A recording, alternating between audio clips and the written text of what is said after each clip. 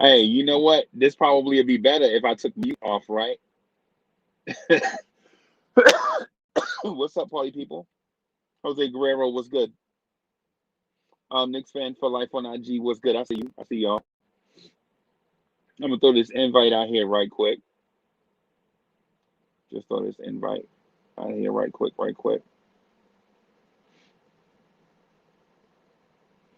Bam, there we go. So excuse me. So Knicks fans, we had a busy weekend. We had a weekend in which we went 2-0, which was exciting. That was exciting. We had the Lawrence Tears Debate League jumping off. That was dope.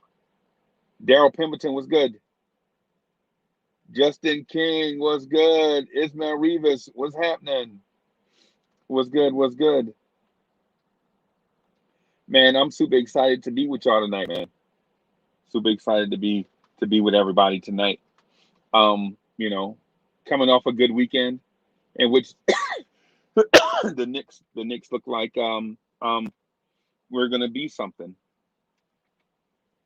Didn't really expect it to be like that going into the weekend, but you know, I was pleasantly surprised. Robert Paul was good. Was good. Good to see you. Good to see you. So now that I know we played against a depleted Houston Rockets team, and we played against a horrible Washington Wizards team. But I can't lie, it felt good to get in the win column twice. TL, what's good?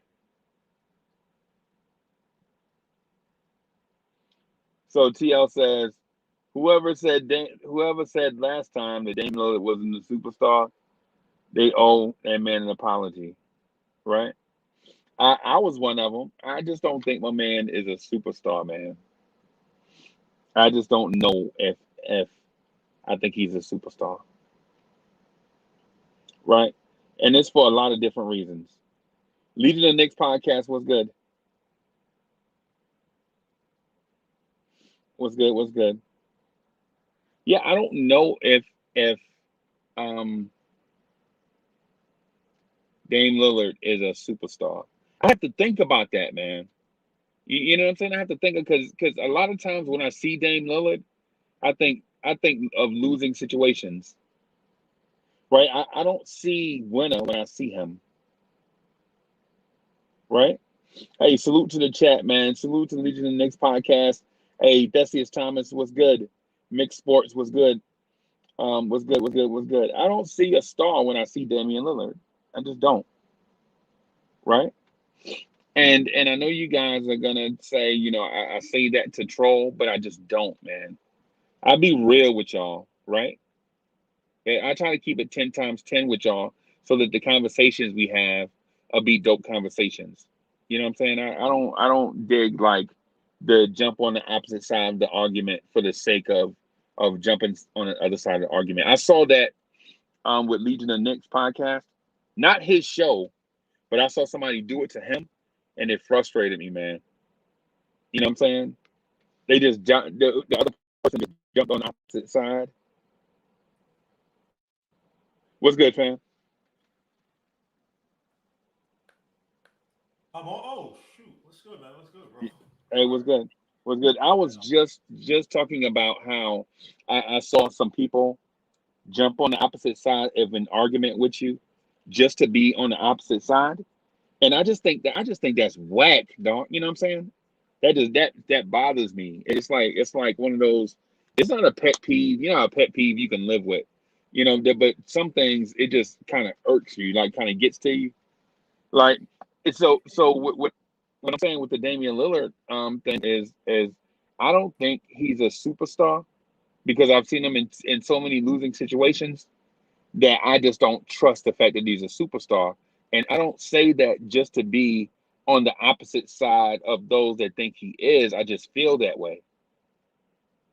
No, look, Dame Lillard's one of my favorite guys to watch, man. But I've watched him year in, year out. And by the way, on the Knicks stuff, man. Look, you get people who they disagree with you just to be jerks or whatever, right? Like even when I was on MBK the other night, there were people just like, oh, this guy, and it's the same people. It's like, oh, he's weird. It's like they just say it purposely to irk you. But as you get older, you know what I mean, if you come from a balanced mindset, you're just like, all right, you understand, it is what it is. But the validation you get is either you see the things that you're saying come to fruition. It's like, okay, I did my research and these things are happening before my eyes. Or you're around guys like, say, Sim, you, Stevie Fox, Coach Color Blocks, Ron, people who, even if you disagree with, like, they'll be like, oh, okay. And they'll get it. It's like, okay, they understand. It's like, oh, I see that. Or they might break a cognitive dissonance. And it's not as if you said something stupid. It's like, all right, but I saw this, such and such. And you have that healthy back and forth. So that's the only thing I really look for. I don't really care anymore about like people, trying to disagree. Just this is like, okay, I'm going to get this weird argument for a reason. I tried to come on last night at the end, but you guys are closing off because I just want to say a comment. The guy who was saying that I'm an actor, like, or I'm a director, I'm fake, like Spike Lee. He had a Malcolm X hat. Like, if I'm Spike Lee and he has a Malcolm X hat, and Malcolm X never created the Malcolm X hat, that was created because of the movie, I believe in 1992, 1993, then, what are you? Then you're my creation. You're my son. You know what I'm saying? So just want to say that. That was just hilarious. I was just laughing my ear off. But Dame Lillard, man, is your superstar. Bro, I love watching his game. Is Dame a guy that you say, yo, if you put him on a bare bones team, that he'd be able to impact the game offensively and defensively, or such a high level offensively that he carried that bare bones team to the playoffs? I don't think so, man. And the thing about it, I watch every year because I want this damn guy to win, man. Even though you talk trash about my Knicks, I love watching Dame Lillard play. I love his game, man. Just a good dude. Every time you see him in the playoffs, man. And granted, yes, he is getting to play, but he gets it with a relatively talented team. McCollum ain't nothing to sneeze at. Nurkic, when healthy, is nothing to sneeze at. And I think I have a really good coach in Terry Stotts. Is like he just goes into this weird mode where he just tries to force Dame time, takes a whole bunch of dumb shots. I remember when they played the Pelicans that one year, I believe they got swept. Him and McCollum, like if you watched them, it was night and day as to how they played in the regular season. And that might be a Stotts thing with the whole fist motion, fist flare options basically not working. But that whole Dame time thing, I think that was born from him kind of trying to chase Curry because no one was giving Dame Lillard his proper due. And I agree. I think that he kind of got put on the back burner a little bit regarding to some of the other top guards. But to me, Dame Lillard, is he a superstar? Nah, man. It's just I don't know. It's up for discussion. I say no. If someone could convince me otherwise, I'll definitely listen to it. But and I know my boy TL here, man, he's like, yo, he's a superstar. But it's like we're looking at the flash moments with Dame. And he does have a few flashes. I ain't taking that away from, but is that a guy that he impacts the game like that consistently on both ends of the floor or that high offensively? I don't know, man. No. And so to the point. So you made 3 good points. One, I don't want to die. So one, you talked about their offense. I really didn't want to get into that, but I feel like I'm being sucked in like a black hole argument. Because the offense they run is, man, the fist flare to me, in my opinion, and I know people will call it by different names. I know that I don't care, right? I think that's an offense built to beat teams one team at a time, like a D'Antoni offense, but not the same, but designed to beat teams on a nightly basis, but not beat a team in a 7-game series. And I know people in the chat are gonna murder me. Uncle Freezy, how you gonna say something like that? And blah blah blah, because offenses have different options, and you can in all these different looks. And I understand that, man. I understand that. But to me, offenses like that are like those rhythmic offenses designed for like one player, and then maybe a second player, but not designed to go through to get the balls out of people's hands and spread the basketball to say 3, 4, 5 guys touching it, and you know what I'm saying. And so you get to go to other options based off of what the defense shows you. I know they swept the chat, swept down that I hate Dame Lillard. I don't, right? But I just feel like certain offenses and certain players are what they do in the regular season is catered to beating a different team every night and not designed to beat a team, you know what I'm saying, and say, 4 times, 4 out of 7.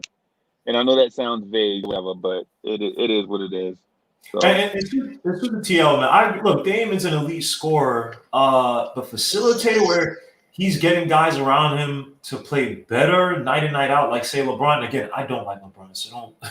I'm not saying it whatsoever like in that regard, but I don't know, man. I don't see from Damon, and obviously superstar stuff is somewhat subjective. But when I say superstar, it's like I think of like the Kawhis, I think of like the LeBrons. CP3 in his youth, I think, was a superstar guard. AD is a superstar talent. It's just these guys who they just impact the game on such a dominant level, night in and night out. Jokic, you could even argue, even though defensively Jokic sucks, but just offensively, he affects so much in that Nuggets team. And he has literally an unstoppable move with that stupid, crazy fadeaway shot where he's almost horizontal 90 degrees. right. But yeah, is that a Dirk move? Because I see the knee come up. I see the knee come up like Dirk, but I don't know if it's a Dirk shot. It's Dirkish, man. And TL says CJ is hurt right now. Yeah, he is hurt. And he doesn't show up in the playoffs like that sometimes. I have the talent like that. He's violating Dame. Dame is one of my favorite players, bro. I love watching Dame. It's just, I don't know. Because I've seen, the reason why I say a guy like Curry is because I've seen Curry as like an on-ball point guard and an off-ball guard dominate on both levels. And obviously he had KD those 2 years or 3, whatever. But the 2 years they won the championships. But I've seen him basically be the best. Like he was just an unstoppable guard at basically 2 roles to facilitate and to score on and off the ball. I don't know, man. Tio's killing me, man. I don't know about Dame being a superstar. Yeah, I just Dame to me. Okay, so CJ's a poor man's DeRozan. Sid Mears, come on, bro. Stop. Come on. A poor man's DeRozan. Nah, bro. Sid Mears, stop. You said a poor man's DeRozan. Your boy CJ McCollum before he got hurt was shooting 43% from 3. Actually, let me look it up. Yeah, he's been shooting. Yeah, he's been shooting 37.9 a year before, 37.5, 39.7. The guy, he's been averaging above 20 points a game since his 3rd year. Let me see what else. Assists. Fairly decent. He's averaging for his career 3.2, but this year before he got hurt 5. Year before 4.4. Yeah, he's not DeRozan. Ain't this, bro? Come on, stop. CJ McCollum. Right. He's a little bit above your boy DeRozan. And they're 2 different type of. I don't know if DeRozan is a shooting guard anymore. I don't know if DeRozan is a shooting guard anymore, man. He's a shooting guard who can't shoot. That's all he is. He's not really. And so the thing with Dame is, and I have to reiterate so people can understand where I'm coming from. I've just seen Dame fail too many times, right? And my opinion, what a superstar is a top 5 NBA player. If you're number 6, you're not a superstar, in my opinion. And I know that sounds too vague. And give me your top name. Give me the superstars in the NBA. So we get better. I knew you were going to ask me that as soon as I said I'm not even trying to turn a sport because I have my list, but obviously it's a little subjective. So I just want to hear your list. You know what I'm saying? So I'm going with LeBron, right? Okay. I'm going with Steph Curry. Okay. Giannis.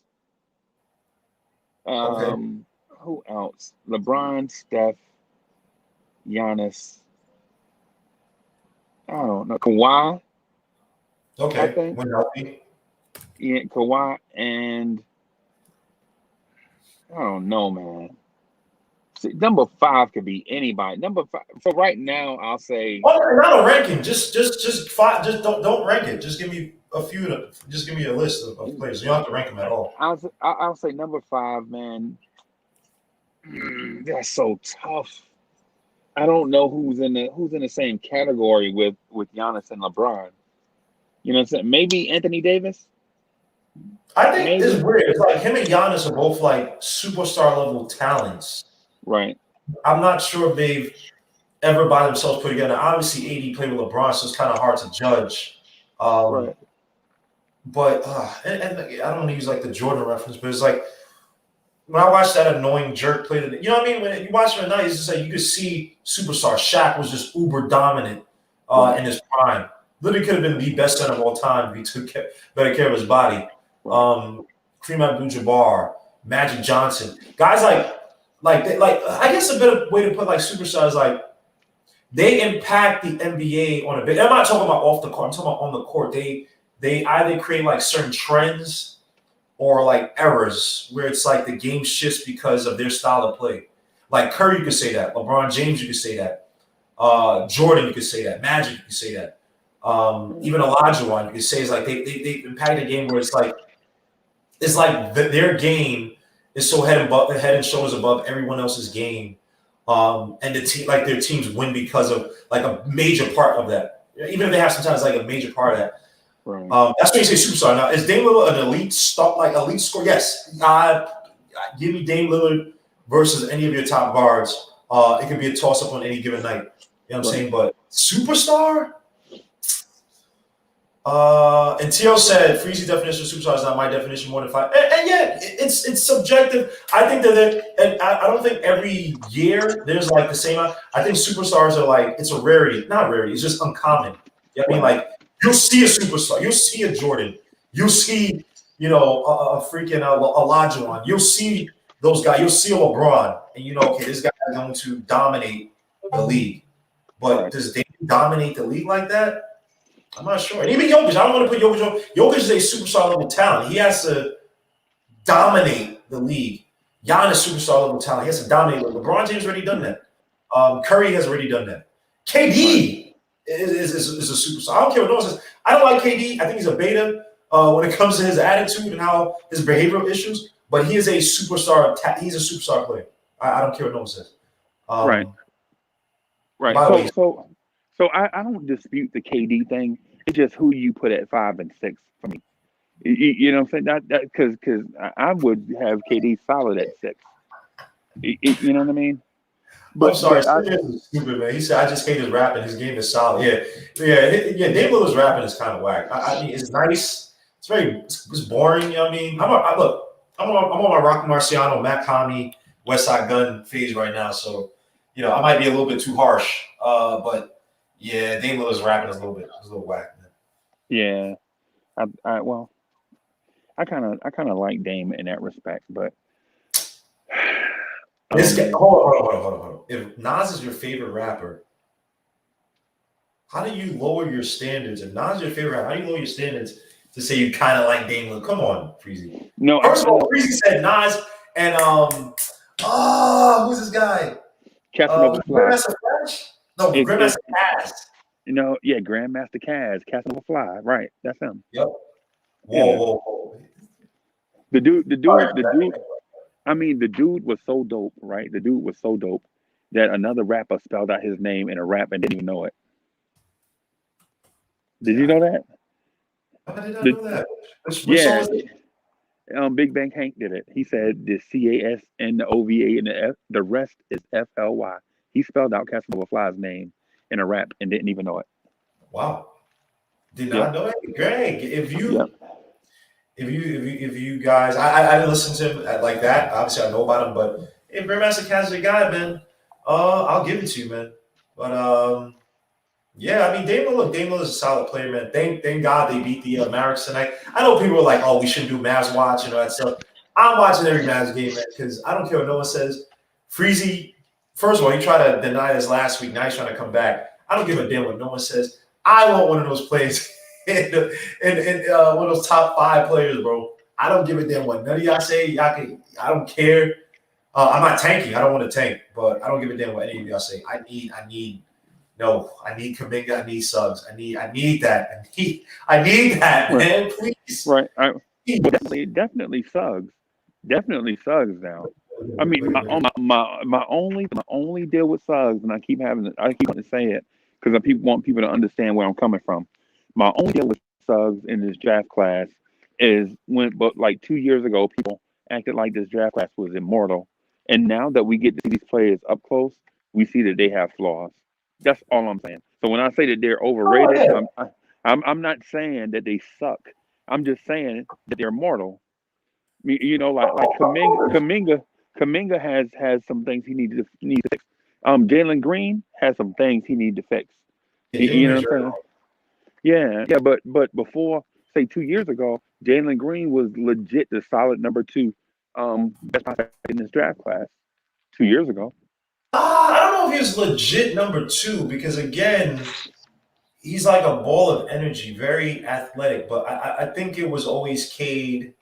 It was like Cade. I think it was always Cade Suggs as one and two. But I'm Yeah, not sure. I'm not sure about Green yet because again, the high school thing is tough because you saw him in the first game. For guys that watch him, like he couldn't get separation against Nico Mannion. Like right. I think it was like Quickly was even getting past, and Quickly's not a guy who's the most adept at crossing over, getting past you right without a pick and roll. So, and again, it's the first game. Obviously, guys are getting back to, but Jalen Green, his on ball dribble leaves a lot to be desired. So, Right. um, Right. again, high school guys is tough, man, because a lot of guys get hyped up. There's probably more. There's probably more of a hype machine. There's probably more of a hype machine from high school. I want to ask you, Coach Colblas, do you think it's more of a, and soon to Coach Colblas, by the way, is it more of a hype machine for these players from high school to college versus than there is from, like, say, college to the NBA? Yeah, because of the mixtape stuff. Yeah. I can see that. Because of the mixtape stuff. Because Jalen Green, if he went to a college, if he went to the wrong college, he would have been exposed. Like if he went to UK with all those guys who can't shoot, he may have been exposed. He probably would have had to go into, say, a smaller school that would focus on him and make him the star. Even that, he's not the most. He probably would have been the most efficient. His shot needs a lot of work. His dribble needs a lot of work, so he would have been playing a lot off ball. Yep. Yeah, Kaiser Sosa said too. Yeah. Jalen Green is a physical specimen. He said that he's a bit raw. Kaminga is a real deal. So to Kaiser Sosa, I agree with you 1,000%, man. So I don't know, man. I don't know. I can still see him. I can still see someone taking him. I can see any of the top 5 prospects being taken number 1, and I wouldn't blink an eye. I can't see Green over Kaminga or Cade. I could see any one of them going. I can see because if like Anthony Edwards can go number 1, then someone like Green could. I can see someone just falling in love with Green. They can say, okay, he has all the measurables. We'll figure out the rest. I can easily see someone saying that. I think like if it was a big guy and he was like raw but like just uber athletic and jumping all over the place, I think you could see that. Like, okay, but when it was like Wiggins, where you had Jabari Parker, who else you had that draft? Right, he could be like a Wiggins type, where that's like, you know what, whatever we'll work out the rest. He's got all the other stuff. We'll work out the rest. I think he got too much top level talent though. Like, in all those other drafts, like if it was a weaker draft like last year, right, which is relatively weak. I mean, or perception, right? Because guys didn't have enough games to play, so it just looked like a weaker draft. So a guy like Anthony Edwards, I could definitely see, and also he was at college too, so it was like, you know what I mean? It was like, the games are cut short, so it's like, all right, we basically just take a lot of our high school evaluation and the few games we watched. But in this draft, I'm not sure if Green. Because I say that because I don't think there's a consensus one. No, you don't think Cade is consensus number 1? I agree the 1 is murky, but I don't see Green beating out Mobley, Suggs, and Kaminga to get to Cade. I'm not saying it's going to happen, but he's definitely the lowest percentage of people who could potentially get number 1. But if he does, like, it just wouldn't shock me. I wouldn't blink about it. You know what I mean? That's all I'm trying to say. Who do you think would take that risk to say, I'm not going Cade? Let me open up like Tankathon or something. I'll tell you right now. All right, cool. Pistons? I don't know, man. That's wow. Okay. All right. The Pistons. Okay, let's say like the Wizards get 1. Why wouldn't they take someone like him? They don't have a wing. They got Bill because they have Bradley Beal. If Bill's on his way, Bill's on his I'm thinking of like their roster. They got Bill. Where actually right, they take him. Like it wouldn't shock me. It wouldn't shock me because I can see them taking. If they can't get rid of Beal, even if they keep Beal, you put him at the 3. You put Green at the 3. No, he's not done growing. Hey, Beal plays the 3 for them sometimes. They can put Jalen Green at the 3. Yeah, but that team don't know what the hell they're doing. But you know what I'm trying to say? Like, I can see it. Like, it wouldn't shock me It wouldn't shock me. I can see him taking Mobley over Green just because They need everything. Bryant. They also could take the 2-guard, move on obviously from Beal, have that that 2-guard, put Russell at the 1 for now or whoever. Yeah. Tone it down. I just don't see him because whoever's a GM probably like, I'm not trying to get fired. I'm taking Cade. That's the thing about it. It's like if it was like somehow like remember how the Grizzlies and the Pelicans got the Pelicans Grizzlies got the 1 and 2. Then it's like I could see them, and they had like decent records. I think both of those teams had like 30 wins or something like that. Something like that, yeah. So they weren't like the worst of teams. Like they were better than the freaking Knicks. So if they have a plan in place, like we would take Green because the GM is not in danger of losing his job, so he doesn't have to take the so-called popular pick or the safe pick. He could take an experiment with Green to Green. I wouldn't do it, but I'm saying it wouldn't shock me. It wouldn't shock me at all. Just Cade, Suggs. I think it comes down to Kuminga and Mobley at 3.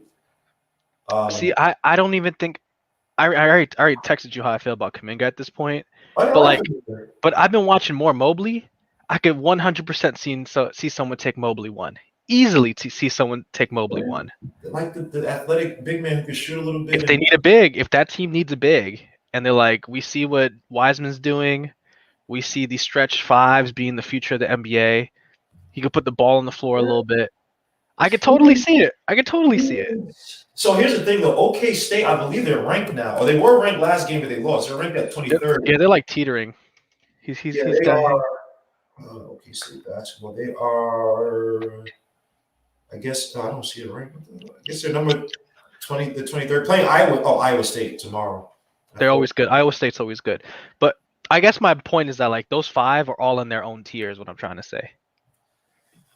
Anthony 212 says Jalen Green's overhyped. I think he's slightly overhyped, man.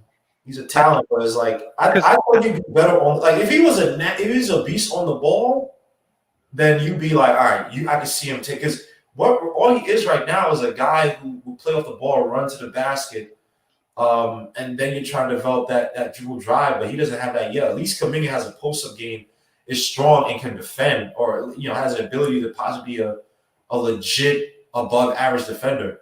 And his dribble drive leaves a lot to be desired too, his shooting as well too, but he has good form. So it's like you can see, I think he might have more upside than Cade. Cade is just the most polished. Right now, Cade is living off of the preseason, before the season kind of hype a little bit as just like the most poised guy coming into college. So I just don't see a clear number 1. I think any one of the 5 has a shot at being number 1. You gotta wait tournament time. You gotta wait tournament time because one of those guys might just be above and beyond. It was like that with speaking of him, it was like that with D Rose and Beasley. Remember, it was like flip flopping. Yeah. And then Rose had that amazing March, and then he was a clear number 1. So it could be one of those cases where just the March brings him up a little bit. Did Beasley play? Did he play in the tournament here at K-State? It was like a first-round exit because Bill Walker was on that team. Remember Bill Walker? Oh, Knicks. Yeah, Bill Walker was on that team. And though he smoked out. Yeah. He had a decent little run, but I could totally see. D Rose got hot in March and he was clear number 1. So I could see something like that. If if Suggs just goes Super Saiyan mode in March, he's 1. See, that's the thing about Suggs though. Is like when you watch his game, he doesn't. I'm not issuing his game whatsoever. He doesn't impact the game sometimes like on that dominant level, right? Like you want to see a guy he doesn't have a talent his team, but if you take him number 1, you want to see that Ja Morant impact. That guy who like Steph Curry at Davidson. Davidson, not one of those guys I don't think went to the NBA. But Steph Curry was winning games, like carrying that team on his back, just having magical. You do something to him. When I watch Cade, I'm like, does he have it? And he's hit a few game winners. But also been games where he's kind of, by the way, since Facundo Campazzo, 15 points, 4 for 6 from the field, 19 minutes. He came over from was it Barcelona? No, it's not Barcelona. For the Euro guys. Euro guys, yeah. Okay. But yeah, I think after 5, it just drops off a cliff for me. Yeah. Wow. See, that's what I mean. And this after 5, it drops off a cliff. So to that fact, for like, if we want to bring it back to the Knicks, Freezy, if we're not in contention for a top 5 pick, then I could care less. No, don't say that, dog. 6 through 15 is the same. It's like all the same tier kind of guy. No, I think there's a 6 through. I think it's like a 6 through 11ish tier, a 12ish tier. Sure, like the Jalen Johnsons kind of guys, like those kind of Yeah, guys. the Kisperts. You know the Johnson, Yeah. the Kisperts. Yeah, man. But then- Kisper might be a little overrated because he's a The dead Scotty out Barnes. not anything. Yeah, like Scotty Barnes is all the same. They're all the same. Yeah, Like all those guys are the same. You might have Like, unless you're in the contention for those 5, just don't even bother. So where do you put BJ Boston? Is he a 20th or is he in that 15 ring? He's in that 15. He's in that, like I genuinely think from 6 to the end of the lottery is all the same. No Jaden Springer, man. No. Jaden Springer is different. Jaden Springer is different. No, he's not. I would have Jaden Springer at 6. No, he's not. I'm not taking him, Jaden. He's got good size. Like he's got the whole combo guard thing going already. Right. So like maybe, but like what's the difference between like him and like I don't know. What, Sharif Cooper? Yeah, like what's the difference? Or him and Moses Moody. What's the difference between Moses Moody and Jaden Springer? Like it's not much difference. Moses Moody, I feel like he's an There's not much difference. guy, But right? if you ask me what the difference between those two and like Suggs is, I'm like, well, they're worlds apart. So Oh, I don't. I mean, I think they're all the same. I think that whole lot is all the same tier of So solid we player. talking we got high potential guys too, because even a guy like Josh Christopher, if someone works on his 3-point shooting, he's Donovan Mitchell, a more selfish Donovan Mitchell. You know what I mean? Donovan Like, Mitchell, right? Yeah. but say it again? So yeah, I can see that. I can see that what you're saying about Donovan Mitchell. I can get that. Like, he is- but not Donovan Mitchell right now. Donovan Mitchell coming out of college. Well, I think that like obviously Donovan Mitchell's an absolute beast. By the way, the Jazz are like the best team in the NBA, by the way.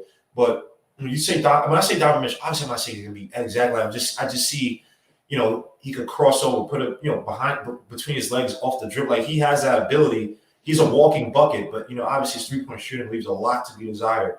But he has a form. Everything is there. He just needs tweaking. I know people might kill me for this, and the Knicks might get him just because of that connection. Oh, Denver's up by 20. I thought, oh wow, damn. I could see BJ Boston being taken with our second pick just because that CAA UK connection. Now, BJ Boston taking that guy. You say again? Sorry to interrupt. I'm saying we're 100% taking that guy. Yeah, it's scary. BJ Boston, right? 100%. We're taking him. It's not Knox, guys. Like, don't do that. His motor is better than Knox. That team is just so. If you watch UK, that's probably one of the more ill constructed teams I've seen in years. Where literally you have 3-4 guys on the court at the same time, literally all doing the same thing. Spacing is terrible. No one can shoot, so they all literally just grab the ball and just slash and kick out. They don't have the opportunity to finish. Yeah, man. It reminds me. It reminds me of that Duke team that had Marvin Bagley, Wendell Carter, Gary Trent Jr. and what's his name? Trey Duval, whatever his name is, the Duval kid, the point guard that was really a combo guard that was forced to play point. But the construction of the team was crazy because you basically had 2 guys that were NBA power forwards playing college center, playing side by side, and then 2 combo guards at Duke at the same time, which was weird. But anyway, so Coach Cullenblock, do you agree with me that this draft is overrated? This draft class? I don't know about that. I just don't think it's generational. Yeah, it's not generational. I don't think it's I heard that so often. I was like, no, because think about it this way. Like if I always try to think of players we knew were bona fide prospects, and then I compare them to the whatever current class we're looking at, and I'm like, none of these guys were as good a prospect as like Anthony Davis was. Right. I'm like, none of these guys were as good as like Carmelo was as a prospect or something like that. Wow. Or like Durant or even Odin before the injuries. Like none of these guys are like, okay, we got to get him. No, let me ask you this, coach. This might be is Bosch a Hall of Famer? Oh yes. Are you asking if he's gonna get in or if he is one like objectively? No. Is he one objectively? He's gonna get in because of the heart thing. He'll get the sympathy votes. He'll get him for that. I think if he continued his career the way he was, he'd definitely make it. Okay, fair enough. Do you think Evan Mobley is that? That's what I seen. That's what I'm hearing. I'm not saying he is, but that's what I'm hearing. But that's what I see. That's what I'm hearing. So he has to put strength up there, and I think Chris Bosh had better post-up moves. Like when you saw him with the Raptors, Chris Bosh was a beast down low, man. Before he went to the Heat, But I see that in every moment. I see that ability. Did y'all? But do you remember second year Chris Bosh in Toronto? Do Him and y'all remember? Bargnani were disgustingly good. Right. Do you remember I Chris think Bosh? he averaged like 19.5 points that year, I believe. Yeah, they were really good. Do you remember his handles? How he handled the ball at 6'11"? It was Oh man. yeah, Man, he was like a three-way scorer for being a 6'11" guy. It was yeah. like him and Bargnani were way too soon. They were ahead of their time that front court. I mean, Bargnani had other problems, but that whatchamacallit, that prototype for a front court, they'd both Yep. be making so much money right now in the Yep. current NBA. A stretch 5 and a stretch 4, and Who then could they play, had had all these skills. They were both really skilled. right, right, right. They both could pass from anywhere on the floor, which is a lost art. And it's the reason why I like Jalen Suggs, because I like guards that can pass from anywhere on the floor and can anticipate. I swear, You know, the biggest troll I know on earth. This guy, he keeps saying subs on purpose. Block, Coach Color blocks. Were you there when Big Freezy kept saying how overrated Suggs was when me and Nick G were there, and he just kept saying, and now all of a sudden, now he's a fan of Suggs, man. You see what Freezy does? dog, you have to give us the right to learn about these guys, man. Okay, so next time before you learn, don't assess them. Because you said Suggs is overrated, he's not that good. I said based Freezy, off of high school mixtapes. Based off high school mixtapes, this dude looked overrated. When you get him to a school with a great head coach and a legit system, the dude looks better. He stepped his game up. High school. Huh? He didn't look average in high school. What are you talking about? Okay. I mean, maybe not. You and I can disagree on that, but I'm not blown away by high school mixtapes. Like when I see your stuff and it's just a compilation of wide open dunks and an occasional no look pass, that don't impress me. I go to high school basketball games. I know high school basketball is not built around that. These high school coaches legit live and die basketball. You know what I'm saying? So when you see a dude just dunking, look like I'll give you an example. You remember Nasir Little? Remember him? Remember his mixtape was incredible. Wait, say it one more time, Freeze. You broke up when you said his name. Say it one time. Nasir Little. Oh, Nasir Little. Yeah, oof. Yeah, you remember his high school tape was phenomenal. He's hurt now, right? But he hasn't done nothing. Yeah, but that's what I mean. But when you look back on it, man, the hype around that kid was ridiculous. Y'all remember Cam Reddish? Yeah, Cam Reddish. But he also got used wrong at Duke, man. Like Coach K is an overrated coach, bro. Like, sorry. He hasn't. He's been living off of his allure and name for the past few years. Let me say that he's obviously a Hall of Fame coach, but these past few years, his coach has been kind of suspect. Yeah. I mean, I can't. I won't dispute that. But what I'm saying is some of these guys, when you see them coming out of high school, the hype around them is insatiable. Like people can't get enough of these dudes' high school. That's the reason why when I saw Killian Hayes, and everybody was like, "Yo, Killian Hayes could be such and such," and I was thinking to myself, like he could either be the worst guard ever or Darren Williams, and I can't figure it out based on what I saw. I think Darren was probably a better dribble. He's probably more Brandon Roy than anything else. Yeah. Probably better passing ability. I think his court awareness just doesn't get enough praise. Like he's just on such a good team, so it's hard to. I wasn't talking to you guys yet, but I was very anti Killian Hayes. He couldn't turn the corner on these Germans, dude. I'm like, what are you going to be, NBA guard? Get out of here with that. Right, and so I didn't know if he was going to be Kendall Marshall. Remember Kendall Marshall, the point guard? He is Kendall Marshall. Right, I didn't know if he was going to be that or that. Yeah, that's what I'm saying. So he is Kendall Marshall. But when you look at these highlight tapes, bro, it makes these dudes look like they're the second coming of Jesus Shuttlesworth. You know what I mean? And so that's why I don't mean disrespect to anybody when I say, I need to see it to believe it. I'm just, and I don't trust people's opinion. What I'm saying is based on what I saw, some of these guys just look ordinary to me. So what do we do if we can't get a Suggs, if we don't get a point guard in this draft? What do we do next year? for like moves or draft or what? Yeah, like where do we get a guard from? Like Derrick Rose again. I'm not sure we can do another year of EP. Derrick Rose is probably, they're probably going to utilize him a lot, obviously from the bench. But even if they do start, I mean, we need some type of development in that area. And I think I was disagreeing with Sim. I think we did a soft tank. He says we didn't because they like EP. I think that's garbage. Right. But what the hell do we do? I agree. I think they like Elfrid Payton. Right? They do like not, Elfrid Payton. no, I don't think they like him in a sense where he's the point guard of the future. But I think they like him in a sense that he'll be able to execute what Tom Thibodeau wants him to do offensively and defensively until his replacement comes. Well, offensively, his best asset is literally just driving fast breaks and slashing really quickly early in the count. Right. Like as an actual point guard, I mean, there are games where literally RJ Barrett averages more assists than him. Like there are literally games where RJ Barrett, I think it's through instruction, takes the ball away from Elfrid Payton to facilitate and play as a second playmaker because Elfrid Payton is just so inept at facilitating away from Randall. It's night and day when Derrick Rose and Elfrid Payton is obviously Derrick Rose has more talent, but literally look at the fast breaks when they're pushing the ball. He's literally looking up to get into the open guy on a break. Elfrid Payton, I've literally seen it, and Coach Go blocks the seniors because he's been on watch-alongs with me. But literally, Elfrid Payton is slowing up the game on fast break. He'll have like a 3-on-2 advantage if he just pushes it, and he's slowing up to find his best Randall. The Randall, right. And some of that is chemistry, like two dudes playing with each other on different teams, from different teams or whatever.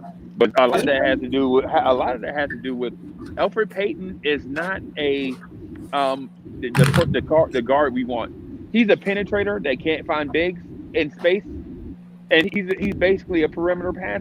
To me, I swear, I think the dude is Chad Pennington. That's what he reminds me of. Chad Pennington. Yes. That's right. Because he's Mr. Safety. He's just gonna play safe. No. Yeah, Don't do that. He's digging dumps. No, that's not wrong with that. Giants fans and a Bears fan over here. Don't do that. Chad Pennington was a smart quarterback. He was, but after he got injured, when he was on Miami, he could only dump the ball down the flat. That's Miami because his arm was messed up. He had the shoulder injury with the Jets. Yeah, it was he couldn't do much. They run that stupid Wildcat. Him, Ricky Williams, and was it Cadillac? No, Ronnie Brown. Ronnie Brown. Sorry. So don't do that because when you're with the Jets, he's a solid play. Don't do that, man. All right, he's like a Trent Dilfer. Yeah, he just manages the game. See, Coach Color Blocks. This guy's he's a jerk, man. Any team or player that I favor, he throws the worst comparisons. Like when he said RJ Barrett was Evan Turner. On bad days, he's Evan Turner. Turner, I like. He picked one of these. He could have picked anybody else. Evan Turner's one of the guys. Like, even if Evan Turner was a Hall of Famer, I would hate him because I hated how his game worked. Wow. On bad days, RJ Barrett is Evan Turner, bro. No, he's not. Yep. Yeah, I could see that too. And I'm probably RJ Barrett's #1 fan, right? But as soon as he said Evan Turner, I was like, yep, that's it. In a nutshell, Evan Turner. I said it. He's positionless. He's not too fast, not too strong. Has a weird touch around the hoop. Can't really shoot. He's a three-way scorer who can't score in 3 different ways. You see, and then when RJ Barrett starts doing good again, I like RJ Barrett. I'm just saying, on his bad days, RJ throws up some absolute stinkers, bro. See, guys, look, if Coach Color Blocks as a coach, man, he's gonna leave you high and dry. When you call him like I see it. And then when you do good, he's gonna act just like a scout. When he's gonna hype you up. See, he does. Coach Color Blocks is just. If I were on the sideline, I would never say that. If I were on the sideline, I'd be hyping up RJ no matter what. I would make that boy shoot no matter what. Greg Castillo said a more athletic Terrence Jones. Terrence Jones is a weird player. Why did he never hit? He had stints where like he looked like this dude. I remember he was on the Rockets. Yeah. I remember the team that I thought he was gonna really. Was it the Rockets? I thought he was gonna. Yeah, it was the Rockets because he could pass from the perimeter and knock down the 3. He could pass. He could shoot a little bit. He could drive. Yeah. He had a weird, doofy game just because like a weird lefty. Not just his left. He's had a weird, doofy game because he's tall, lanky. But damn, that dude never. I thought he was gonna catch on, man. Yeah. RJ got JR vibes. J.R. Smith. No. What is that? No. See, like, you trolling.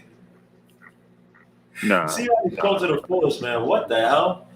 By the way, just so I'm clear, like RJ Barrett is better than Tony, whatever his name, Evan Turner ever was. But Right. it's fun. It's fun to make that comparison. No, just on his bad days. On his On bad his days, bad days, he's Evan Turner, Yeah. right? Like he'll legit run up and down the floor all game, and then you're like, well, what has he done? And you look, and he'll have 7 rebounds, 5 assists. Yeah. 3 points Yeah. on 1 of 8 shooting or something like that. I'm Yeah. just saying, he is on his bad days. On his bad days, I'm a big RJ guy, but Yeah, of course, yeah. This guy. I'm still so high on him though. I'm still so high on him.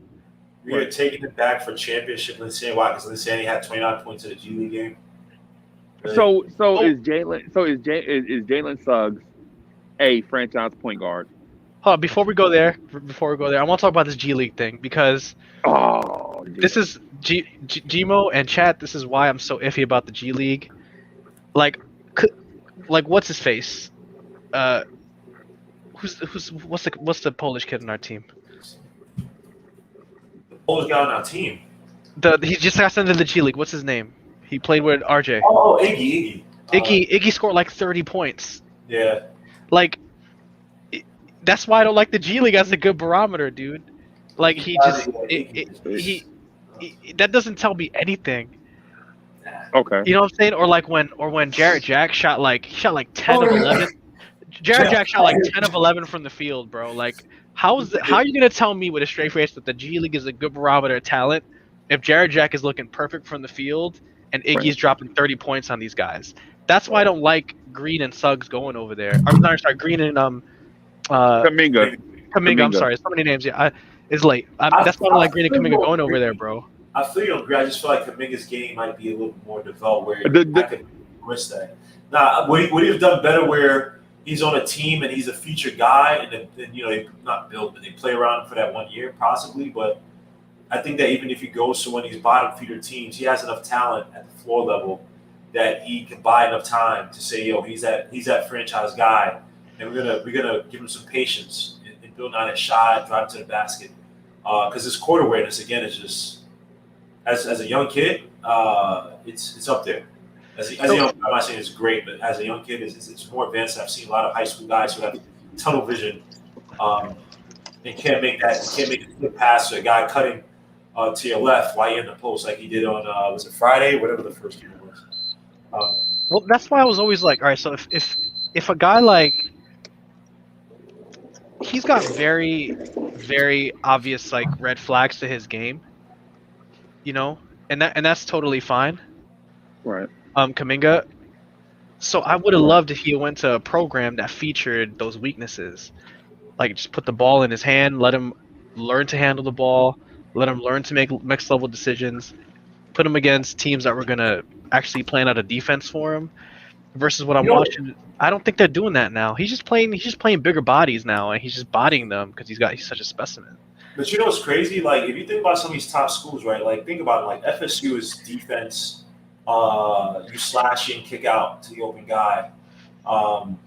Then, like FSU looks great for like I'm not even sure it was great for Scotty Barnes. Like he came in as like a so-called defensive energy guy, but his offensive game is not being developed. UK is basically if you're a superstar and you're more advanced than everybody else, it looks good because they'll feature you.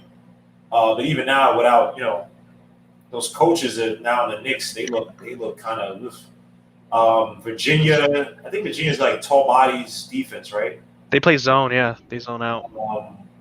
I'm just trying to think of like because the best schools obviously be one of these smaller D1 schools, but what D1 school like Oklahoma State, you think about might be best for Gabe to showcase his talent, but it might also expose him because he's not. Put it because it sounds like I'm interested on K. K, I think is a really good player. I think he's a really good NBA once he has some talent around him. But he's not I'm not sure if he's superstar level talent that he could. He would be a superhero night in night out, like how Curry was at Davidson. I mean, I just see that. And by the way, Freezy, as you like to always do, man, suits everybody in the chat, man. You got C-Mac, Greg Castillo, Todd Barbie. I believe he's new. Salute to everybody in the chat, man, who's joining us tonight. And the Nuggets, by the way, win 122 to 103. Nice. Pseudonym Shaquippy. Salute, man. Well, back to the Knicks. The Knicks have to play the Atlanta Hawks tomorrow. We'll be with Trae Young, Kevin Porter. Kevin Porter's actually coming up. Yeah, he is coming along. What was your question, Freezy? You had a question. I had interrupted you. I'm sorry. Oh, sorry. Is Jalen Suggs a franchise point guard? Yes. Yes. Wow. Coach, don't start it, Coach. And by the way, Nick G's in the building. Nick G, join us, man, because you know these college level players, man. Look at Coach Color. See, that's what I'm saying, man. This guy. Just say yes, Coach. Don't do that. Don't do that. He's turning the ball over a lot. Jalen Suggs. Let me see.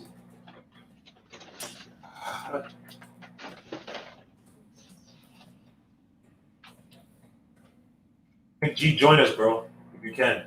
He's turning the ball over a lot, which is what I've noticed in this tape. But I think he's closer to being a franchise guard than he's not. 2.7 turnovers. Let's look at his ranking regarding turnovers. Turnovers, he is 5th in the WCC.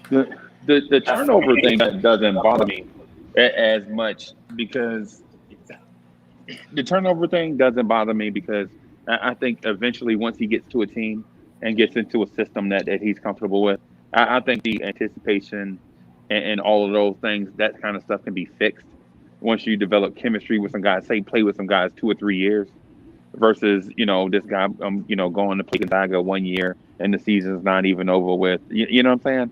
So I have another question. I have another question. Do we count a franchise point guard? Do they have to be a two-way player or not? No, they just have to be a guy that you could see building around him or with him as a foundation. Then yeah, because my other thing was that he's not a good defender. What? You don't watch him. I am watching him. Bro, he fouls a lot. He is a good defender. Are you kidding me? He fouls a lot. No, he's had games. There's that one game. He fouls a lot. Not Pepperdine. I can't remember which one. I like his. He fouled a lot. No, Jalen Suggs is a good defender. Holy crap! That is one of the worst takes I've ever heard. He's literally okay. I don't tell you games. Go to his Auburn game. Hold on, I'll pull my notes right now. So what does he do on defense that's above average? He's a passing lane instantly, harasses ball handlers, harasses guys in the post on help defense. He is one of the better guard defenders I've seen in a while. That is a terrible take. Listen. I'm asking because I don't know. I'm not being. Oh no, I'm going to coach color blocks. No, I think he'll be a good team defender, but I mean, okay. Oh my gosh, you are bugging. You said he's. How he'll be a good team defender? What is that, bro? Have you seen? He literally the West Virginia game before he got hurt. He was literally attacking guys who were posting up against his teammates and stealing the ball. Like his Auburn game, I think he had 12 points, and literally it was facilitating and defense. Yeah, team defender. Like he's one of the better guard defenders in the league. Now, obviously, in college, you have these guys from these smaller schools that no one knows about. It's like the defensive rankings up there. I'm talking about like the big schools, whatever. He's one of the better guard defenders I've seen in a while. Whoa. I think he's good, not great. I'm glad he can harass the lanes against Pepperdine. But what? Okay, so what's a great guard defender that you've seen come from college, like that you saw in college was like, yo, this guy's in. Not when you guys, I'm talking about in college. Now a great point guard defender, so I can have some frame of reference. Let me think about that one. Scotty Barnes is more like a wing, right? Or he's not a point guard. Holy crap! Don't say that, coach. Don't say that. Holy crap! I'll pull my scout right now, man. You are, oof. Coach is going crazy, man. No, to my son Jalen Suggs. I said he'll be a good team defender. This guy, now he's trying. Now you see, he's trying to. He's gonna be a good. This guy, coach, man. See, this guy. Oh, how you can't say Jalen Suggs? I was gonna say Chris Dunn, but he's just trash in general. Chris Dunn, yeah, what that? He's just bad. Holy crap! They said, is Suggs a better defender? No, Halburn, I think, is a better defender. Right. Halliburton just has absurdly long arms, so it's just that, and he's active, like he moves around, like you know what I mean. But Jalen Suggs understand. I mean, the guy played football, so like his short burst speed, stamina, like he's up there. Oh, he's got great size. He's a good rebounder, like a really good rebounder. So Tony Allen was of course. Tony Allen's one of the best guard defenders, man. I mean, Kobe Bryant literally said he put him up there as one of the toughest guys. Is he a better defender than Lonzo Ball was in college?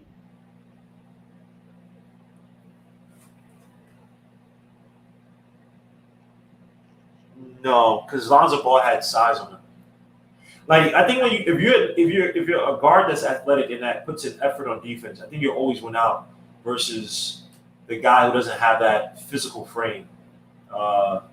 He's got the like the width, you know. I just feel like they say 6'4", he looks more 6'3" to me. He looks smaller than that, but I see Sharif Cooper. Sharif Cooper's like 6 feet. I'm like, all right, it makes sense. He's not still 6'2". Right, but that's what I'm saying. If he's not like as good as like, because Lonzo Ball is having like iffy defense in the NBA, right? Yeah, well, this year he is because he's getting over as like this top-notch defender. He's getting a little over. So that's what I'm saying. Like, I don't think Suggs is that great of a defender as you like. They could be seen like I'm claiming. I think he's a really good help defender. And he's got the NBA size already to be a good help defender. But I don't think he's gonna be like he's not gonna be like, you know, Tony Allen dude. Yeah, but Tony Allen literally. I mean, first of all, how many years you spent in Celtics before he came on? 3-4 years before he actually something like that. And think about Tony Allen. I mean, he devoted his whole life to defense. Like that was his calling card. Obviously, on offense, the NBA, a guy Jalen Suggs, who won't probably have as much talent. Is he as good a defender? Is he gonna be as good as like Drew Holiday or Eric Bledsoe? He could be. Drew Holiday. He could be. He has like Omega Red arms. Like I think he's more. I think he's closer to like Brogdon than he is to Drew Holiday. And Brogdon's a great defender. I take Brogdon any day of the week as a defender. I would too, but I'm just. Brogdon's like one of the top on-ball defenders in the league. He's probably better than Drew Holiday. He's somewhere in between there. No, Brogdon. No. Suggs is somewhere in between there. Oh, okay. Yeah, I'd take Drew Holiday. I mean, Brogdon over Drew Holiday. What? Are you kidding me? I actually see Drew Holiday actually. Oh, in person? Yeah, Suggs. I see Suggs. I see that. Oh, you say? Oh, yeah. That's what you see in him. Yeah. I take that. I take any day of the week. I think Suggs has a little bit more burst than Drew Holiday. It's some drop. He's such an underrated player. He's very underrated, actually. He's actually voted by his teammates like 1 or 2 years ago. He's just always hurt. That's why. Yeah. Well, he came from the 76ers, right? Oh, salute to Tone Wool, by the way, man. Anthony Alvarado, salute. Brogdon, he's like based off what I've seen, Suggs is like better Drew Holiday. Like he could be, like, you know what I mean? Like that's where he fits in. I definitely think. Now, how about Mobley, man? I'm hearing Chris Bosh. That's what everyone's saying. Mobley dropped twice. Wait a minute. What did you say? Did you say a better Drew Holiday? Oh, that's all about Suggs. Suggs, yeah. He's a better Drew Holiday. He could be. He's already got more in his offensive game than Drew Holiday does. Like already. I think he could come and be an above average shooter. I know he's only shooting 35, 36, but the form is there. His decision making when shooting is there. They said his best comp is Brandon Roy, Chauncey. I'd take both of that in an instant. No, I think best case scenario he's Chauncey Billups. I take that in an instant. That's everything hitting the right way. He's Chauncey Billups. Well, but I think Chauncey Billups if he goes to a really talented team because I think that he'll defer. He's a point guard who I think he like relishes having those slick assist opportunities. They're not like forcing it, but like if a team ever puts too much attention on him, he'll make that. He'll make the pass. Not one of these selfish guys. But if he goes to a less talented team that depend more on him, he might look more like a Brandon Roy, where he has to have the ball out in his hands and be I don't think it's Brandon Roy. No way he's Brandon Roy. I don't know where that's coming from. All right. Brandon Roy had a crazy offensive game. He did. That it's advanced. Suggs doesn't have and Suggs got okay. All right. Suggs got that. He could, but he's not showing that already. Like you got to show some of that early. He's not. I don't think so. 7 for 10 against Iowa from 3. No. I'm talking about the stuff he's doing, not the numbers. Yeah, finishing with. Go to the first Kansas game.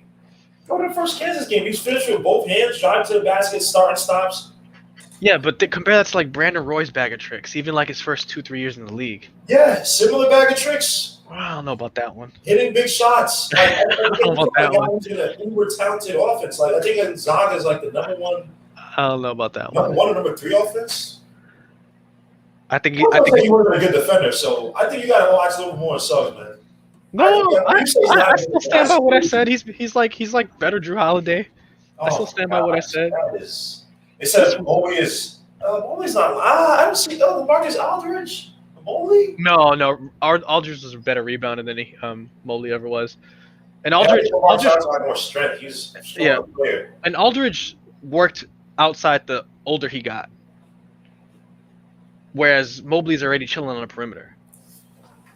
Aldridge wasn't doing that in college. Aldridge stepped out as he got older. He's like a Brook Lopez. Like the older they got, the more they stepped out. So no, he's not like Aldridge. Aldridge in college was like dump the ball down, drop step, pivot, reverse pivot. Yeah, him and Durant were on the same team. Damn, Durant, man. Holy crap. Ooh, Durant in Texas, man. That's another guy. I remember in high school. My friends like, I'm taking Greg Oden. I'm like, dogs. Kevin Durant is a problem. You put him on that team, like I say, Martel Webster, Rudy Fernandez, Brandon Roy. Put him on that team. Now, obviously, Rudy Fernandez, Martel Webster, Travis Outlaw never amounts to much. But I thought that Kevin Durant would have fit perfectly in that team, man. Holy crap! Should we talk Knicks? Fan, man. I don't know why he never hit that on that Spain team. Oof. Should we talk Knicks? I'm down to talk Knicks. Oh yeah. Let's talk. They said the Knicks will draft Allen Houston 2.0 and Moses Moody. Moses Moody's probably a better defender coming in than Allen Houston. Oh, he's not Allen Houston 2.0. Yeah, I think Allen Houston had a better shot. Oh, I'm not sure about how his shot was when he first went to Detroit, but Allen Houston was literally a gym rat kind of shooter with the Knicks. So I don't know about Moses Moody being that. By the way, they beat what's the name in overtime yesterday. So I don't know. With the Knicks, right now we're trying to live with this, the number 30th offense in the league at 103.4 points a game. So I don't know how far it's going to get us, man. It's weird. It's like I'm happy that we're winning or doing relatively well, but I don't know. This might when we start facing some teams with decent front courts, man. I mean, you got the Hawks who Capella and John Collins. We were down by 14 last time, and then we obviously made the comeback. And this team, we don't have a balanced offense, man. If Quickly's not having a great night, if Randall's not having a great night, man, we can suffer. And Rose is bound to have a bad night as well too. So I'm gonna keep watching that this Mitchell thing, this Mitch Robinson thing. It's my storyline for the next 2 months. What is impact? Yeah, because I looked at those numbers yesterday, and it was like, I forget the exact numbers. So someone find it out for me. I don't remember. I didn't write it down, but it was like the Knicks on average pre Mitchell Robinson, pre the injury. So with Mitchell Robinson, we averaged giving up like 42 or 43 points in the paint per game, and then yesterday we only gave up like 45 points in the paint. So like the Mitchell absence was like way overstated. We were like freaking out, and I was freaking out. But then we gave up our average of points. Yeah, that's also a trash team, right? So like, right. Yeah, it's like that's the other thing too. Like you said, it's a weak team. So like, is it a weak team or is this a system thing that Thibs has already got built in? Like, meaning we won't miss those guys the way we think we'll miss those guys. So I'm actually doing a video on Mitch Robinson. I was doing some research. I haven't gotten to some of the more intricate parts of the defense. But I think that, one thing, we're going to have to sell out a lot more defensively whenever you have a team that has, sizable center, which may hurt us. So if we play any teams that have, like, sizable centers and they have shooters on the outside, we're going to get burned. Tomorrow will be the perfect test of this. Yeah, Because Capella's like Capella's 14, actually, I think, 15 one of the rebounds a game. Yeah. better. He's one of the better defensive. Offensive rebounding centers, I believe. Capella is. You mentioned it yesterday. I forgot what his numbers were exactly, but you have Capella, and obviously you have guys like John. You have Kevin Porter, Trey Young, who can hit from outside. So it's gonna be an issue, man. Because Noah Jamal, to me, I'm sorry, man. The guy is, he's okay as what he is for a bench guy, but he gets manhandled strength wise down low, man. And his best bet, if he's not blocking the alley oop, he could get abused. So we'll see with Mitch Robinson. And also, Mitch Robinson I got to give him credit. His defense, again, the defensive field goal percentage versus the normal field goal percentage is negative. It was negative last year, but it's a little bit better this year regarding the margin, which means obviously that, not obviously, but the defensive field goal percentage is what's his field goal percentage against that guy, and then the field goal percentage or the difference is what's that guy's field goal percentage away from Mitch Robinson. For Mitch Robinson is negative this year, so that's good. I think he's down on blocks, but obviously blocks are not the only indicator of defense. So again, Mitch Robinson, the things we complain about him, I agree, 1,000,000,000%. A lot of things we complain about, but he has shown some improvement. Let me see his blocks.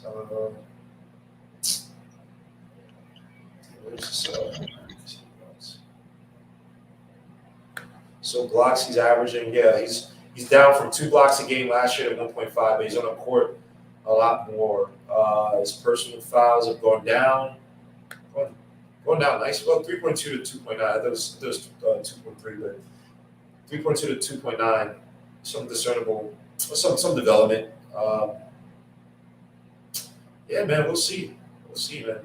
Offensive rebounds up 3.0 to 3.6. Okay. Defensive rebounds 4.0 to 4.8 from last year. That's okay. But his free throws have gone terribly worse. 74.2% to 66. I guess it's a big man. It's not as bad as say a normal guard, but yeah, we'll see Mitch Robinson. Let's see what you guys think. Capella's going to eat no Trey Young play. I believe Trey Young is playing. Need more data. Another Kentucky product. Isaac Congo. Again, I said the Hawks should have taken. Why did they take a Congo? I didn't understand that at all. I don't know. Halliburton would have been excellent for that team. Give you defense, play off of Trey Young. Trey Young could do all the slashing. I don't know. Maybe they believe in Cam Reddish, but according to a Gerald Sports, they calls him Cam Relish. They think that he's someone on the outs for that team. So I'm not particularly high on Cam Reddish. I think he also has some attitude problems, man. Also, Tone Wu's right in the chat. Shout out to Tone Wu. Like he said, the offense didn't look that bad without Mitch. Well, yeah, I don't. What does Mitch do that Noel doesn't do? They're like the same player. So okay, this is one thing I want to point out in my video that I'm doing. So I actually have this typed out here. Mitchell Robinson. So the Knicks right now, Mitch Robinson ranks.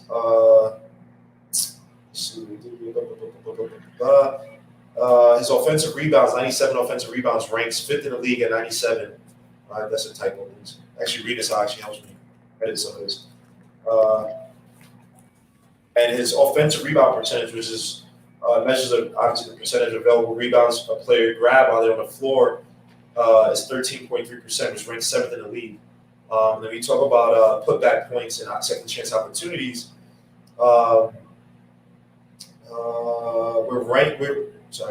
We rank 14 regards to offensive rebounds, but 7th in the league in putback points per miss, 9th in the league in putback plays per miss, and 10th in the league in putback points per 100 plays, according to Cleveland Glass, right?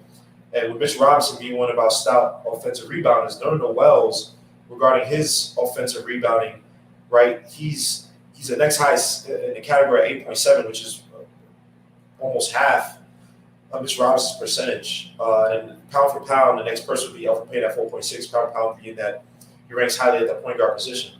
But those two guys, they just don't offensive rebound. Like Mitch, if you think about it, given the fact that Knicks we're one of the worst scoring teams, you need every second chance play you can get. So Mitch Robinson, again, we poo-poo it right now just because we beat the Rockets, but we play some of these better teams, we're gonna see. You're gonna see that his opportunity to get those second chance points for a team that doesn't have closers or knockdown shooters.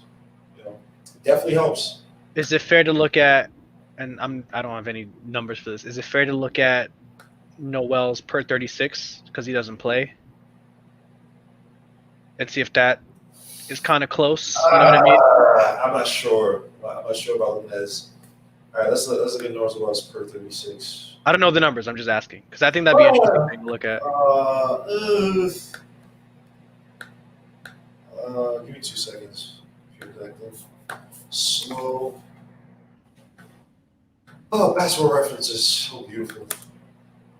It's like the Bible stats. So it's per 36 rebounding. Jesus Christ. Per 36 minutes. Oh, come on. 10.3 rebounds. 7.6 points. 3.0 offensive rebounds. Come on, man. This per 36 is so skewed for. How about like a season when he played, like 2 or 3 seasons ago, just so I get an idea. 2 or 3 seasons ago, all right. When he was on Dallas or OKC, you pick. Whichever one he played more games for. Okay. He played OKC. He played 77 games in 2018-19, and he had 4.2 rebounds, 2.6 defensive, 1.6 offensive, 4.9 points. 68.4% from the free throw line and 58.7% from the field.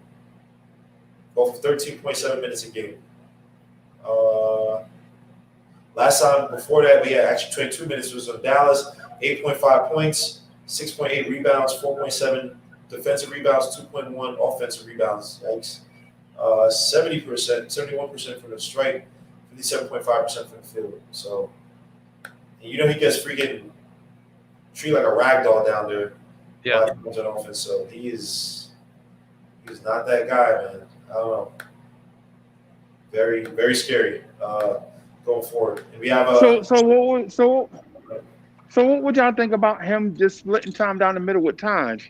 I personally like Taj's improved game, and I think Taj is a smarter offensive player. And he contributes to spacing on the floor and things of that sort. And when it comes to man-to-man defending, I don't see the difference. The only plus I see Noel has over Taj is shot blocking. That's it. But he's also a little bit younger. Yeah. Taj's up there in age, man. Like Taj is up there. He's played a long time. Right. Yeah, but Taj also was last year's starting center for us. Yeah. And I know it was a different regime and all that stuff. But what I'm saying is Taj played with somebody last year. Like so, I agree with Freezy. I don't see that much of a difference. I don't. The only thing I see separating them defensively is shot blocking, right? And then offensively, Taj has a 3-ball. Unfortunately, it's not a money 3-ball. You know what I'm saying? But there's a threat there. And offensively, Taj and Derrick Rose have chemistry. They do. So I mean, but then again, D Rose.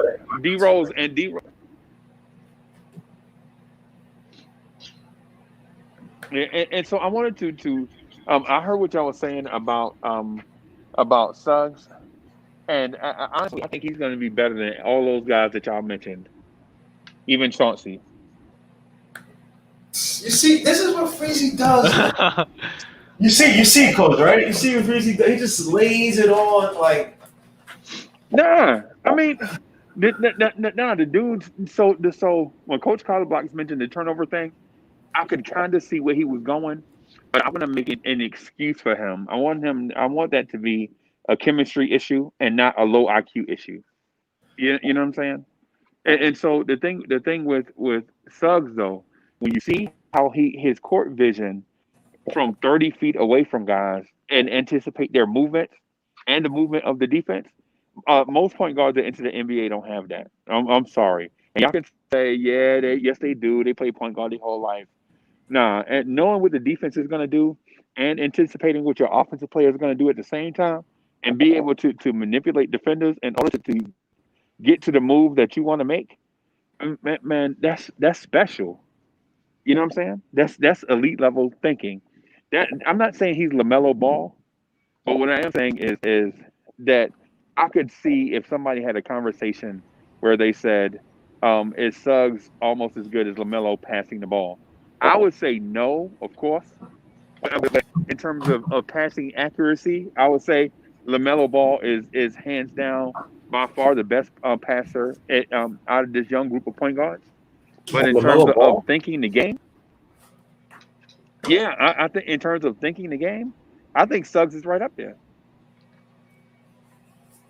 And I then think and so. then Suggs has this dog in him. So how do you feel about Suggs's attitude, that alpha mentality that he shows occasionally? Do I y'all think think it's that's overrated, or is that just him?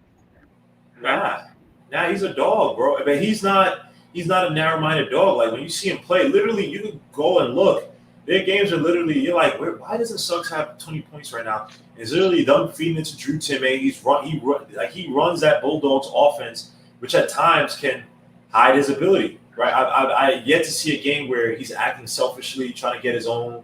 And there are games literally where he'll miss 2 or 3 shots, and he have an open shot, he'll get it to a Corey Kispert, who's been, freaking white hot from outside this year for most of the game. So Right. I think I just like that type of attitude where it's like they know when to turn it on and when to turn it off.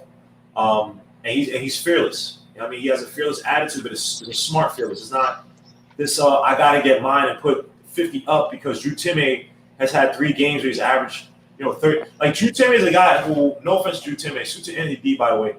Drew Timme is a guy who I don't think will ever be a college, an NBA level center like that. I think he's gonna be one of these college centers. Just give you a lot of points, basic moves down low, but he's fairly solid. But you know what I mean. And I've never seen Jalen Suggs ever like say, "Man, what the hell is this guy? Let me try to outshine him."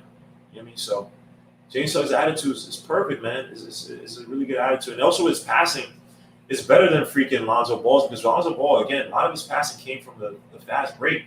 Lonzo Ball was a full court guy at UCLA. He wasn't a half court guy in the NBA. He's still struggling with that part of his game. He's not his foul draw rate is it's freaking pathetic. He's not a house. Is that Gonzaga center comparable to Ronnie Tariaf? Something like that, or just like just like not the player himself, but just like one of those centers in college that they just play through him. Oh yeah, right. Okay, right. Yeah, just who right, and a guy that's not gonna be a star.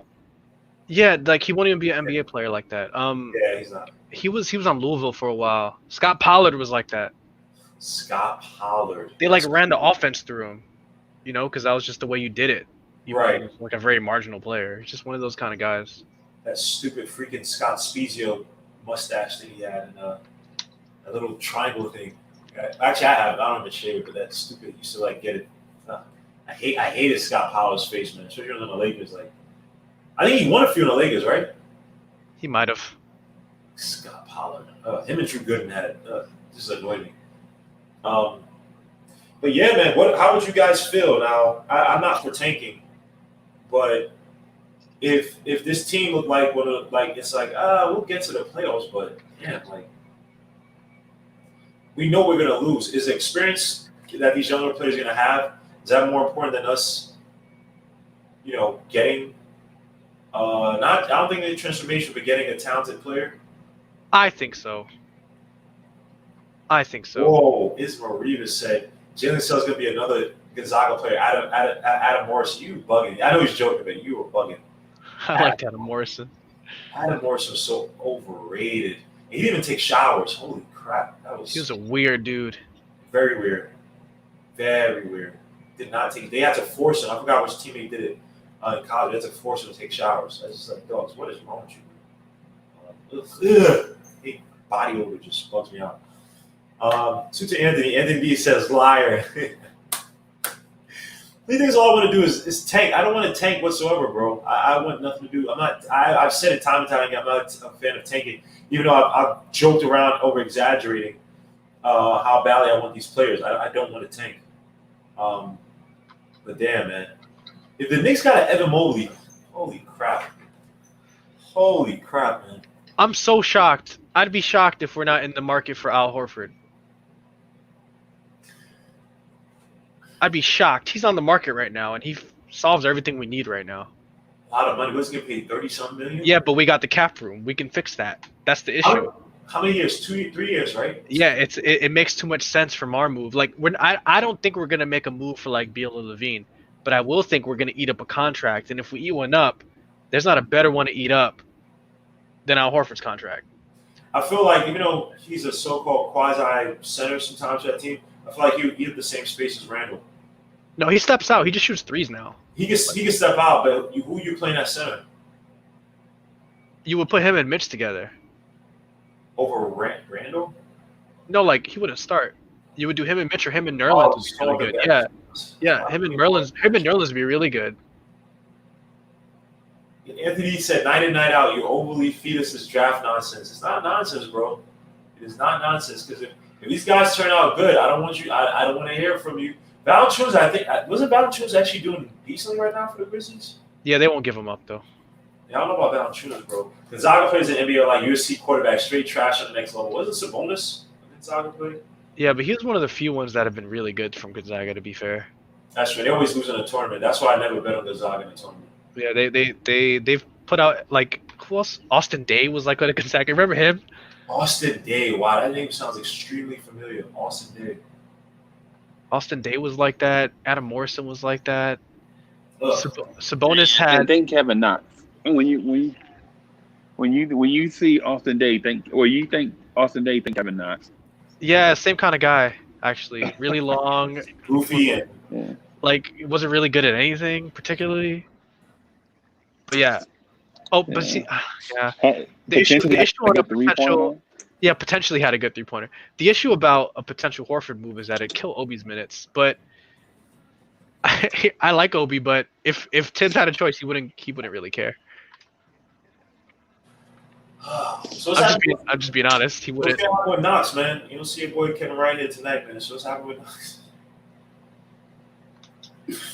What's gonna happen to that kid, man? I don't know. He's out. Yeah, y'all were impressed yesterday. He had like 2 points, right? I think he stays for one more year and then he's out.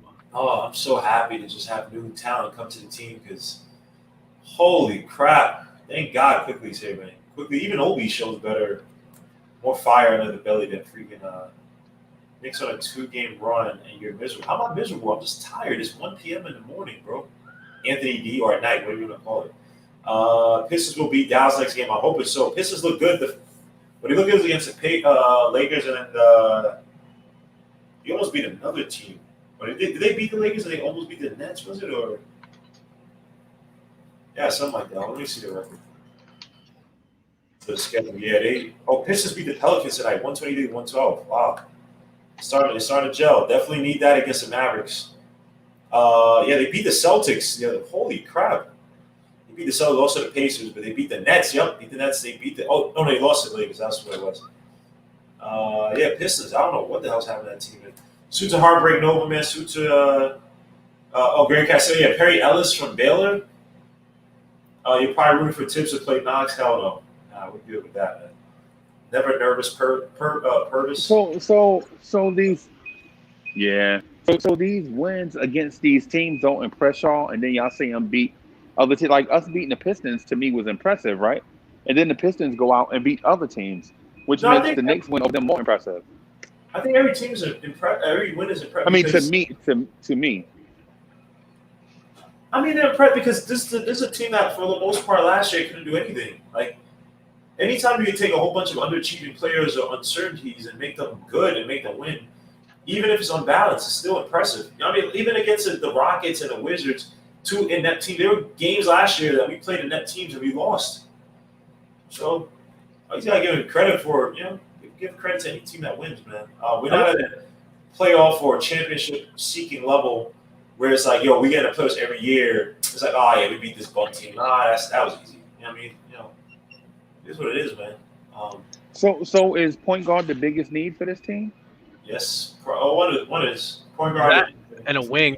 We're in desperate need of a wing, man, and some scoring out of our bigs. It's just I get the defensive center thing, but we get no production out of our two big guys. It's kind of ridiculous, actually. Right. Neither guy's a Especially in 10-point today's scorer. NBA. Mike Muscala from freaking OKC is also available too, man. Just have him as a bench guy. Come in, give him 15, 20 minutes a game, hit 2-3 threes, show a different component from your front court, take a little bit less reliance off of Randall. I'm telling you, Horford, that's the guy. That's my guy for that. Horford, yeah, it just costs a lot. Muscala's a lot cheaper, and they probably give him up for a lot cheaper. Oh, well, I mean, salary double be for Horford, so you go for cheap, but you'll be taking on that awful contract for the next few years. And Horford's up there in age, too. Horford's like 33, 4. It's perfect Thibs age. He likes his vets. He's not Larry Brown, though. Larry Brown should not play quickly. I can see Larry Brown having quickly on the bench and not touching him whatsoever. Thibs, isn't Thibs? The weird thing I think he's giving the most minutes to the youngest players, or something like that. Sim said some crazy stat like that. So, gotta give Tom Thibodeau some credit. Like, I think it's a misnomer that he hates young players, just has a regimen for them. And think about it, we talk about Knox. Did Knox truly develop that rookie season? He got a lot of minutes, but he couldn't carry any of that into the next season, even with, reduced minutes. It was only reduced by 5 minutes. I think he went from 23 to 18, but still, he looked freaking awful. Gosh, Knox is. Let me not kill Knox before Kevin W. comes. I was gonna say you're gonna summon Kevin, and then Freezy's gonna be mad, and it's gonna be a whole nother thing. Freezy's gonna kick us off, bro. Oh yeah, he's Yes. I would be mad, and I would kick y'all off for the Knox at night. I'm joking, of course, but nobody wants to hit it. And nobody wants to hit the Knox at Night podcast. But I think us getting two wings would solve our issues, especially if we keep Derrick Rose for another year. He's definitely re-signing. I don't think he comes here if he doesn't intend on re-signing.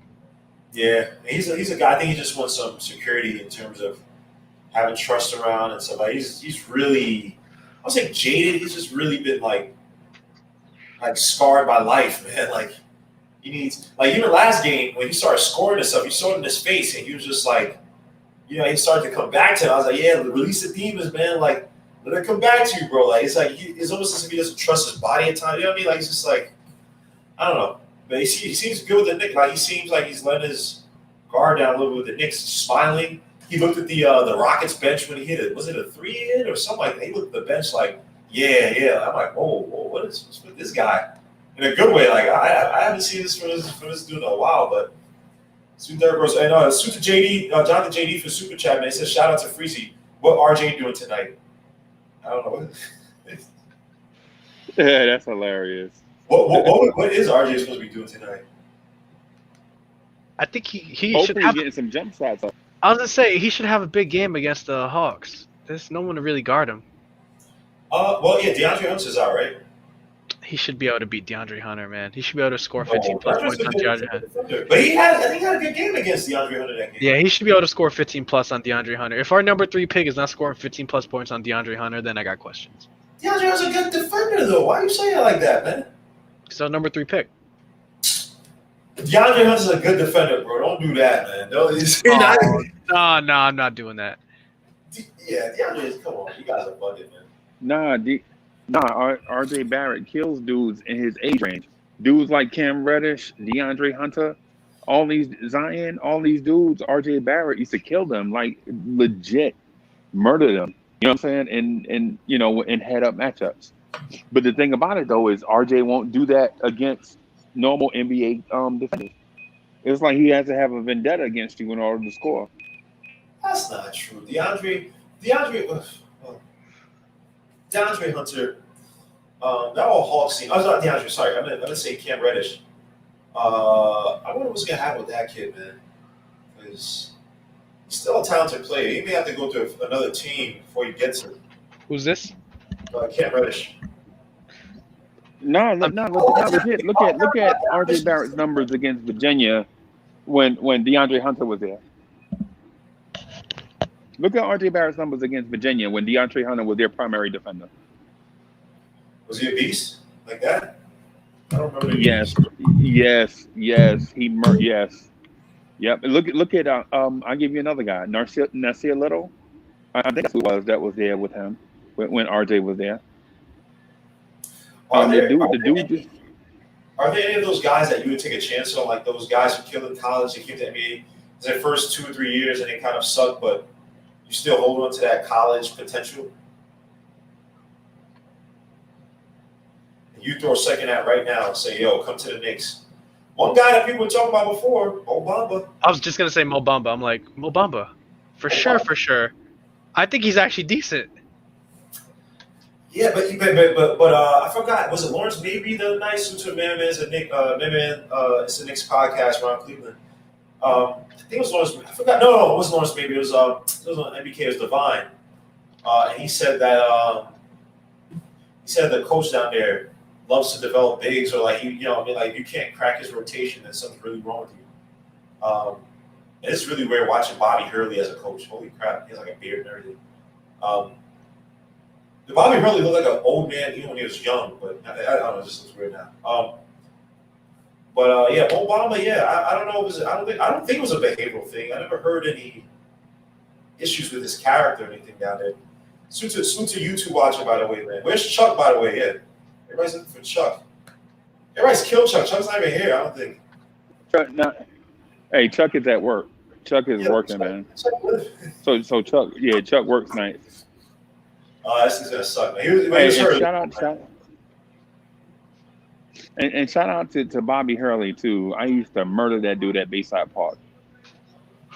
Him and Danny Hurley. Y'all heard of Danny Hurley? Well, that's his brother. Hey, dog, I'm Freaky. You know who I am? Yeah. Him, Roderick Rhodes, Raphael Addison, David Rivers, Uncle Freezy. We all legends at the Bayside Park. Bayside Park? Now that is what you call a Bayside Park, Jersey City, New Jersey. Yeah. We was in a police athletic league together. Now that's what you call a troll right there. I'm trolling right now. And you were that dude. So if we go look up your stats, Yeah. I used to average like 6 points a game. And by the way, Chuck does duck when Quickly has a game, or he makes excuses for why Quickly has. He never gives credit to Quickly. Even in the Portland game, he said, "Oh, Burks was hot. He should have passed it to Burks because he was 6 for 9 from his dogs." Quickly legit had a game. You don't mind him taking those shots. He was killing it. But salute to Chuck, man. Hope all is well, man. We'll be safe. We're in a freaking prison, so I hope everything is good, man. Big also says, "Yo, what's good, G and Freezy?" Salute to Big also. We just got Coach Colorbox here, man. It's kind of that punch drunk. And by the way, Freezy put up his rankings for his debate league on Twitter, so guys, check that out. It's very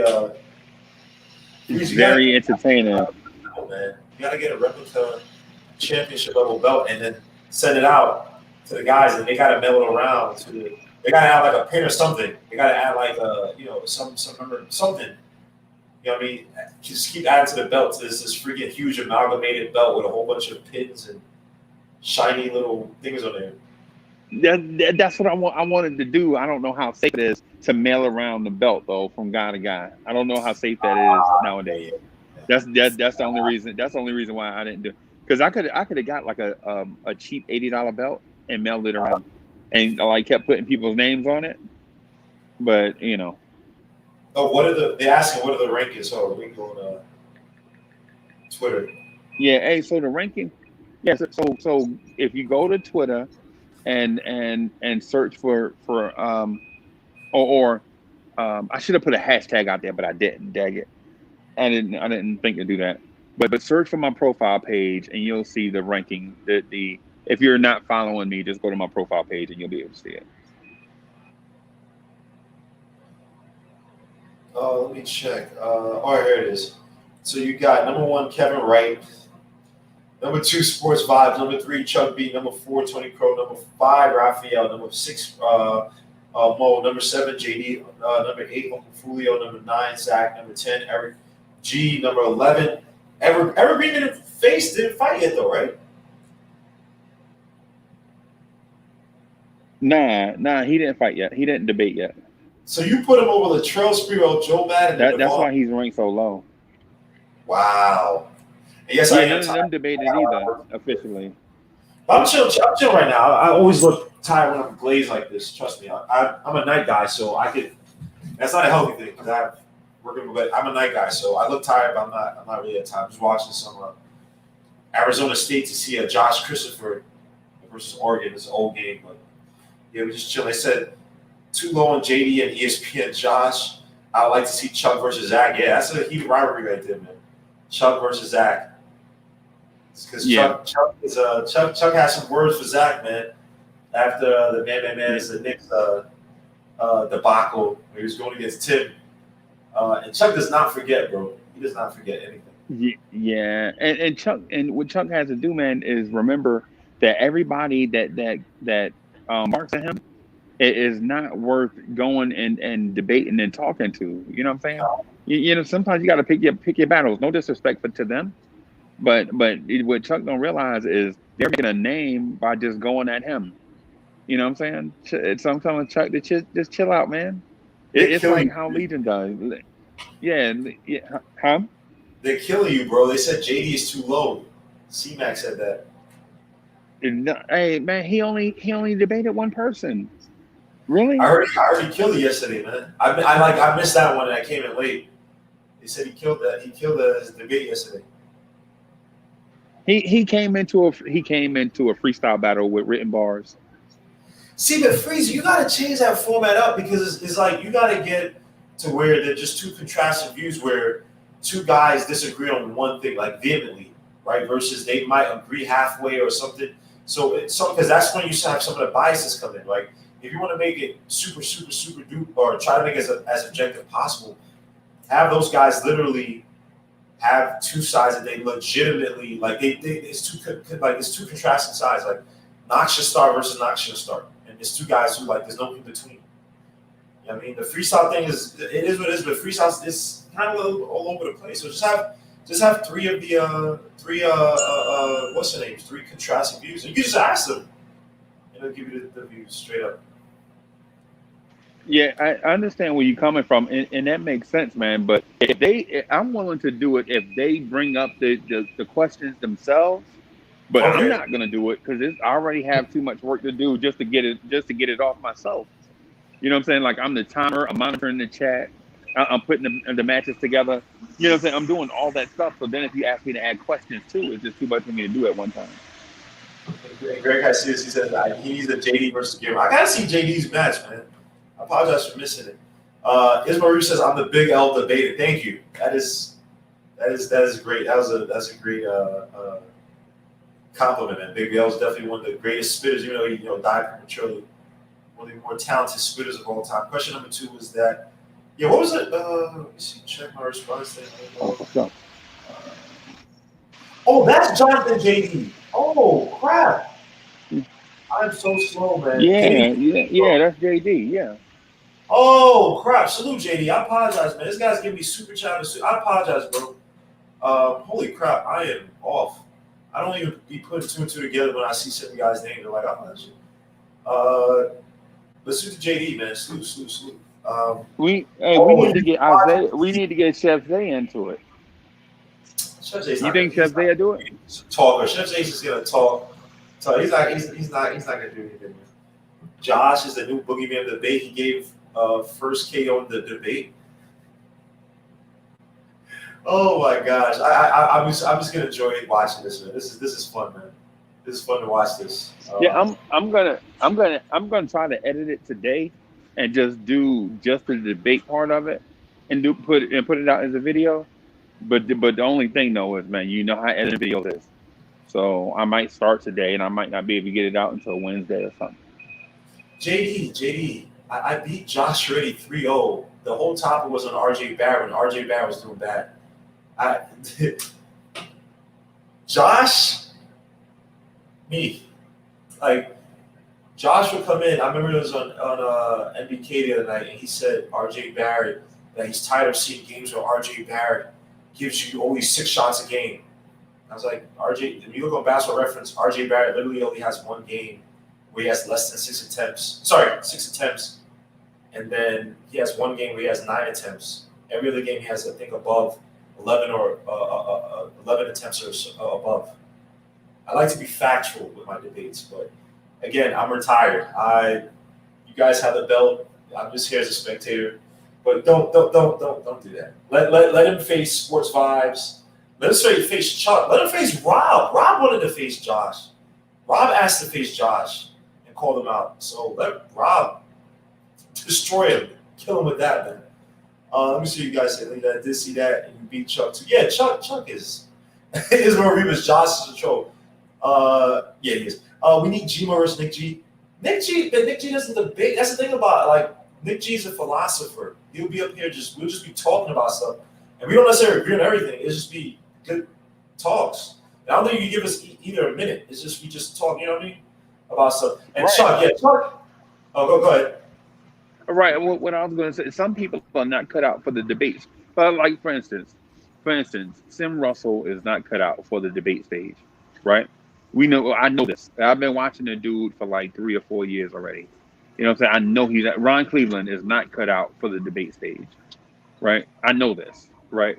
You know what I'm saying? I'm not saying that they can't do it and be successful. What I'm saying is it won't be entertaining to us to watch them. I don't want to put them in that situation. You know what I'm saying? I would rather to give them a block of time and let them eat. You know what I'm saying? As opposed to putting them up against somebody that's going for their neck. You know what I'm saying? Right. Some people you just don't want in that scenario. Yes, salute to Nick G says, if you want, can you kick me the file and I'll edit it for you? Or is that, that must be something else. Salute to Eric Gonzalez, by the way. Kaiser Sose, salute, man. Sim too emotional to debate. Holy crap. How about that? Say someone's ducking Freezy. Kevin Burgon says someone's ducking. Who's ducking Freezy? Legion. Freezy said you don't want this. Freezy does this on purpose, man. He's going up to everybody. So you want the smoke? Like that's his tagline now. Freezy, look, don't fall for Freezy's machinations, man. That's all he does. Oh, so do you want the smoke? Come on, man. That's all Freezy does, man. Let me see. Some people just want. That would be a good troll match. Kevin W versus Josh. That'd be excellent, man. I just like facts, man. Don't, you know what I mean? Just, and look, I try my best to try to put the piece between. I don't even know why we have this because I don't know why there are other people.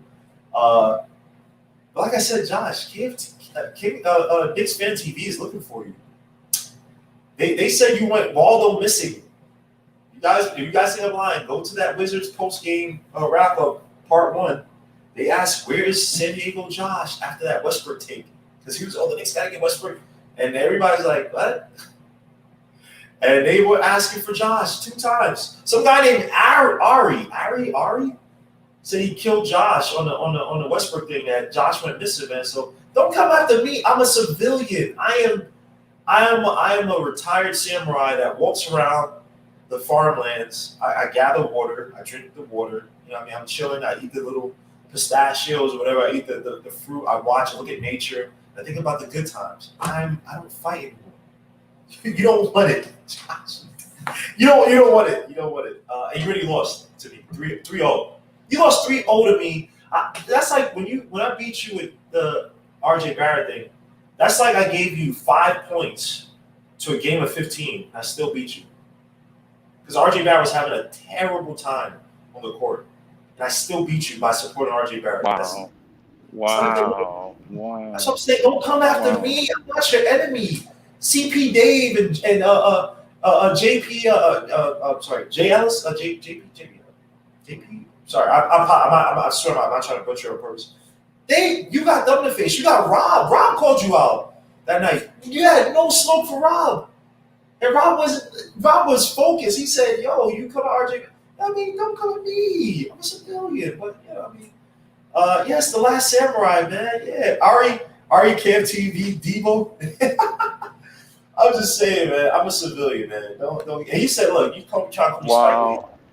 Try to call me Spike Lee. You wear Malcolm X hat. Like, what? If I'm Spike Lee, that means I'm your father, because Spike Lee's movie created that hat. So again, that's what I'm saying. If you ever had me to freestyle debate with him, I would just use that, and I would just close down the whole argument. Like, you know what I mean? So, you know what I mean? I'm not trying to talk trash, do you? But come on, dogs. Don't go after. Nah, man.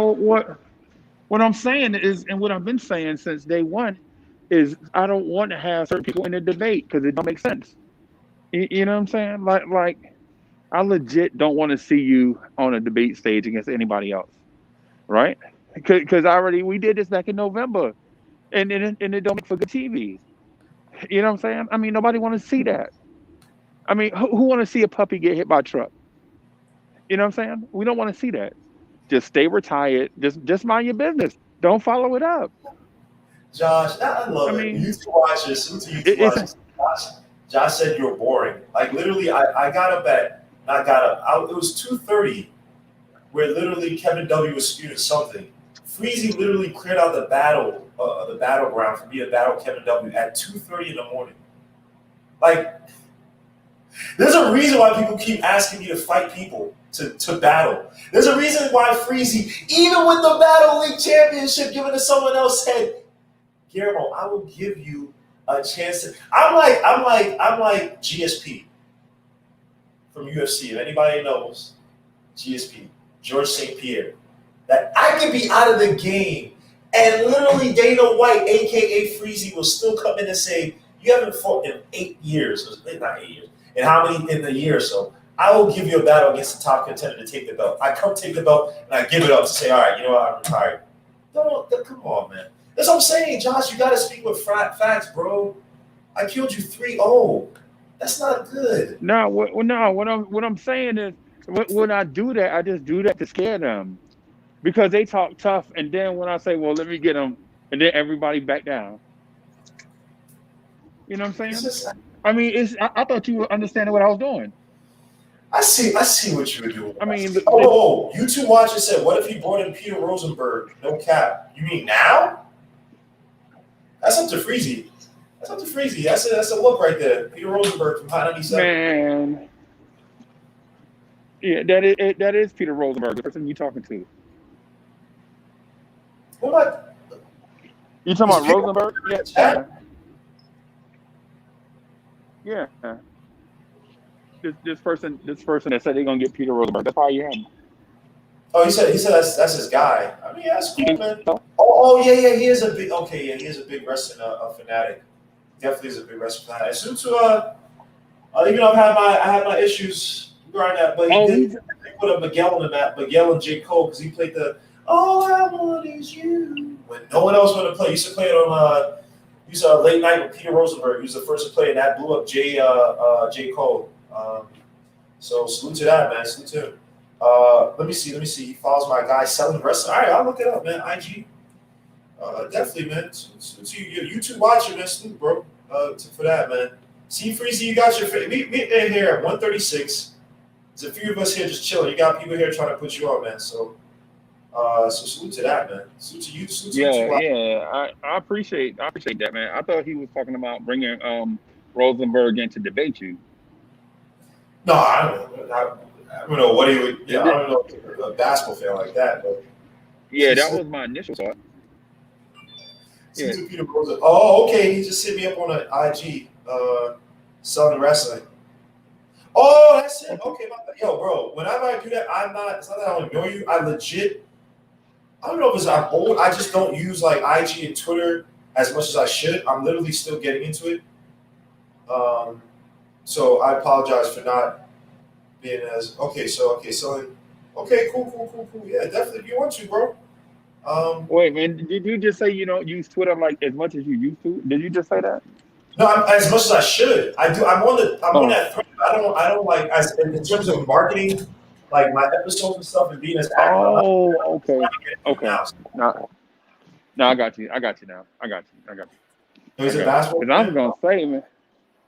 Yeah, have him come on here. You might I shout was out gonna Big Freezy show on the show, man. Or even does he go to the late night YouTube watching? He might do that, man. Shout out Lawrence Tears or whatever on the radio, man. That'd be cool, man. Not to say I'm not saying yeah, shit. that'll be I don't want to yeah. put any pressure on that. I'm with whatever. I mean, it don't. The main thing is giving the people what they want. You know what I'm saying? So if that's what the people want, man, and it's safe, and we ain't hurt nobody, I say let's do it. You said, Kaiser Sosa said, I got to get in the gym to be on IG, man. I just been lazy, man. I've been to the gym. I did back workout. I lost my ass, but the guns are still there, baby. The guns are still there, baby. Don't try that, baby. 300 pushes a day, baby. The guns, the Scott Steiners. This is fat. Look at that. That's fat. That's not even the cuts. That's not even the cold cuts right there. That's fat. That's not even the cold cuts right there, baby. But yeah, I'm getting fat, man. My freaking left knee is trash, man. Yeah, I wish. I need to get back in the gym. I wish. Ouch, man. I used to be built like. Oh, go ahead. My bad. Sorry, by the way. I used to be. So if I cut you off, that's not because I'm trying. It's just that if you stop, I think you're stopping. So I apologize for cutting you off, bro. No, we call it the Chuck B. We call it the Chuck B. But yeah, man, I used to be about the same size as Michael Clark Duncan, but I hadn't lifted weights in so long, man. Now I'm just like a bowl of melted ice cream. But see, Freezy, and that's what I say about because you're like a big dude. You're tall, right? I'm just saying, just one. I mean, obviously you've been. I don't know why you tried Taco Bell the other night. You don't do that. Don't do that. Crap. Taco Bell is. Yeah. Try. I know you have your so note to self. Yeah. So note to self, man. I will never do that again. Never. I was actually talking to Sid Mears this morning about that. Yeah, I saw you guys talking about it, man. I was on a train, but salute to Sid Mears, man. That dude, man, reformed dude, man. I like hearing stories like that, man. That dude's a good dude, man. Salute to Sid Mears, man. But yeah, man, because bro, I legit don't eat fast food like that, and I remember when I just want to try it, the freaking the Popeyes chicken sandwich, like early last year, whenever when it came out the second time, right? When it came out first. Then it was like, there's a shortage. There's no damn shortage. It's a freaking chicken sandwich. And they came back out with it again. And I got my diarrhea. I had some of the worst. Not to be graphic. I'm not going to be. This is like, my stomach was like, dogs, do not eat this trash again. I was like, all right, I'm not eating Popeyes again. Only thing I even eat from Popeyes is just the biscuits. I don't even eat the biscuits, but if someone over, I'll probably eat because I just love the biscuits. But I haven't eaten Popeyes. And I wasn't eating Popeyes. I just want to try to stick the chicken sandwich in. Holy crap, it was trash, man. It was absolute trash, man. So they put stuff in our foods, man. We gotta be really, really careful, man. If you don't eat it, just give it up. Don't go back to it, man. Big also says, do you think the Knicks are a playoff team? Well, naturally, no, I don't think they're a playoff team. I think they're overachieving. But that's all the credit to Tom Thibodeau. He has these guys well coached. They're playing well above their ability. The chemistry is a lot better. So do I think it's a playoff team? Yeah, in the East, yeah, I guess so. Yeah, I had bubble guts as my Revis. Terrible, bro. Like bad. Like it was like when your stomach is like you're on the toilet, your stomach just keeps pushing, like it wants to get the stuff out. And it's like you're having like freaking spasms in your stomach. That's what it is. My body's like, dogs, don't ever eat this trash again. I haven't touched Popeyes or any of that trash in a while. And it do you guys good, man. McDonald's, that stuff. When I graduated from college, I was eating a lot of that, especially going out. Yeah, like yesterday. Yeah, man. Taco. White Castle had violent. White Castle was violent. And by the way, I used to eat those White Castle, the microwavable burgers back in the day, and I never had it as bad as that when I finally ate White Castle. I was coming back from a club. It's coming out from a club or a party, something like that. And it was bad, man. White Castle. Ooh. Now, I'm not vegan at all, bro. I freaking made a strip steak the other night. So yeah, I'm not vegan at all, but I definitely try to moderate. Like during the week, eat salads, try to eat a lot clean, just have one cheat day, even though I've had like 2 cheat days. I'm gonna go try to work out tomorrow before the game. Murder burgers, they call them. Yeah, those burgers will So destroy you. so so hey, what type of workout are you doing? So what type of workout are you doing, There's man? one. Are you I got to get doing back into. um are Yeah, so I try to do like more interval training stuff. Like I try to do like I'll do like so I was doing a lot of before I was doing a lot of powerlifting stuff, but like I hurt my hip. I think I hurt my hip. I haven't got it checked out. My left knee was messed up, and I couldn't find my knee brace. I have like a not like one of those like kind of like cloth knee braces. So I actually just got in today, so I'm gonna be going back to that. A lot of clean jerks, power cleans. That by itself is a workout. Like clean jerks, power cleans, squats. I've just gotten back into squats. I had something happen to my left knee, so but it's gotten a little bit better. So I'm probably going back into a little bit heavier training. But in the meantime, I was doing a lot of isolated stuff. I did a lot of a lot of interval stuff. So I'll do like twos, where I'll do like a back workout, like the pull down, or I'll do like pull ups, and then I'll do like abs. I do the bicycles, the slow bicycle. Then you do the really no, you do the fast 1, 2, 3. Do it to like 10 on each side and 1, hold it, 2, hold it. Trying to get back to my windshield wiper abs. When I used to do windshield wipers on the freaking pull-ups, but right now it's just freestyle. I just try to work out every group each day that I go to the gym. Start off with a warm up, 10, 15-minute run, sometimes 20-minute. I try to do it, and I just come back. If I'm not doing like heavy legs, I try to come back and do a total of 3 miles. So it's typically 30 minutes. What else? A lot of pull-ups, dips. If I can. I did legs on Thursday, was it? So it's just random stuff right now, but I'll probably go back to my power cleaning regimen. Man, you said Gino's trying to be brought up like Kaiser Associate. Kaiser Associate he's pop smoke, man. You got that pop smoke gel workout. He shows one picture with his freaking pecs out. Come on, man. Kaiser Associate, don't say no damn Kaiser. I'm only joking before somebody gets mad. How you from the hood and don't buy food from this chicken spot? Well, I'll tell you guys this, man. A lot of food in the chicken spot is trash, man. A lot of food from these places, these food deserts, man. We got to make a more concerted effort. You know, cook at home. Cook at home. I mean, get clean meat. Bro, pause for somebody that says, when I was in London, I was in Montreal, bro, I was eating trash. Like, in terms of, I wasn't eating healthy per se. And I didn't have one headache. I didn't feel sick one day. And I was drinking, whatever, getting down, doing all that, especially in Montreal for my boys at bachelor's party. Did not feel one hangover one day. Literally effed up every day eating poutine, the freaking the fries with the cheese. It's a Canadian delicacy, not delicacy, but their go-to, one of their go-to was. When I was in London, fish and chips every day, freaking eating Nando's chicken. Never felt sick, man. In America, they put a lot of trash in our food, bro. So, and the air you breathe too, man. When I was coming back from Montreal, I never realized how foggy and disgusting the air is in New York. So, as Americans, man, we got to make a more concerted effort to eat cleaner, man. And cooking, man, you can cook for a whole week. You can cook good things. You can cook some of these things they're cooking in the shop, even if it's not the most healthiest. You know what I mean? You cook this stuff yourself, the more organic stuff, the more cleaner meats and that stuff, man. You feel a lot better, man. But you go out every day drinking sodas and eating all these breads, all that stuff is really bad for you, man. A lot of people, even I was even in college, I lost weight. I wasn't even fat like that, but I was looking at my face, I was like puffy in the face compared to, I was like, wow, I was that puffy in the face? Like, damn. Well, after that, I gave up soda. It was like, oh, okay. And even my face now is getting puffy. I used to be all sculpted. My knees better now, so I'll be doing a lot more cardio. But, and when I have some time, been freaking working, damn time at home. But then also this channel, like these little 5 minute, when I try to do these little, good, bad Knicks stuff, it takes a while to do it. So I love doing it. It just takes a lot. But yeah, eat to live, don't live to, yeah, man. Just, bro, don't care. And you can cheat, you can have fun with it, but a lot of these fast foods, man, growing up, man, freaking, sausage, egg, and cheese, or freaking a chopped cheese, or that stuff. We seen these dudes eat this stuff in the morning. See little kids eating this crap in the morning, bro. Like, that's not good for you.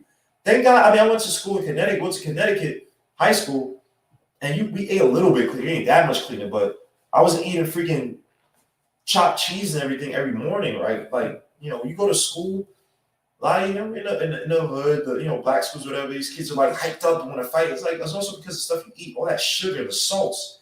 it gets you aggy. It gets you aggy in the morning. Like you're on 10. And it's freaking 7 a.m. You just woke up. Like, dogs, chill out.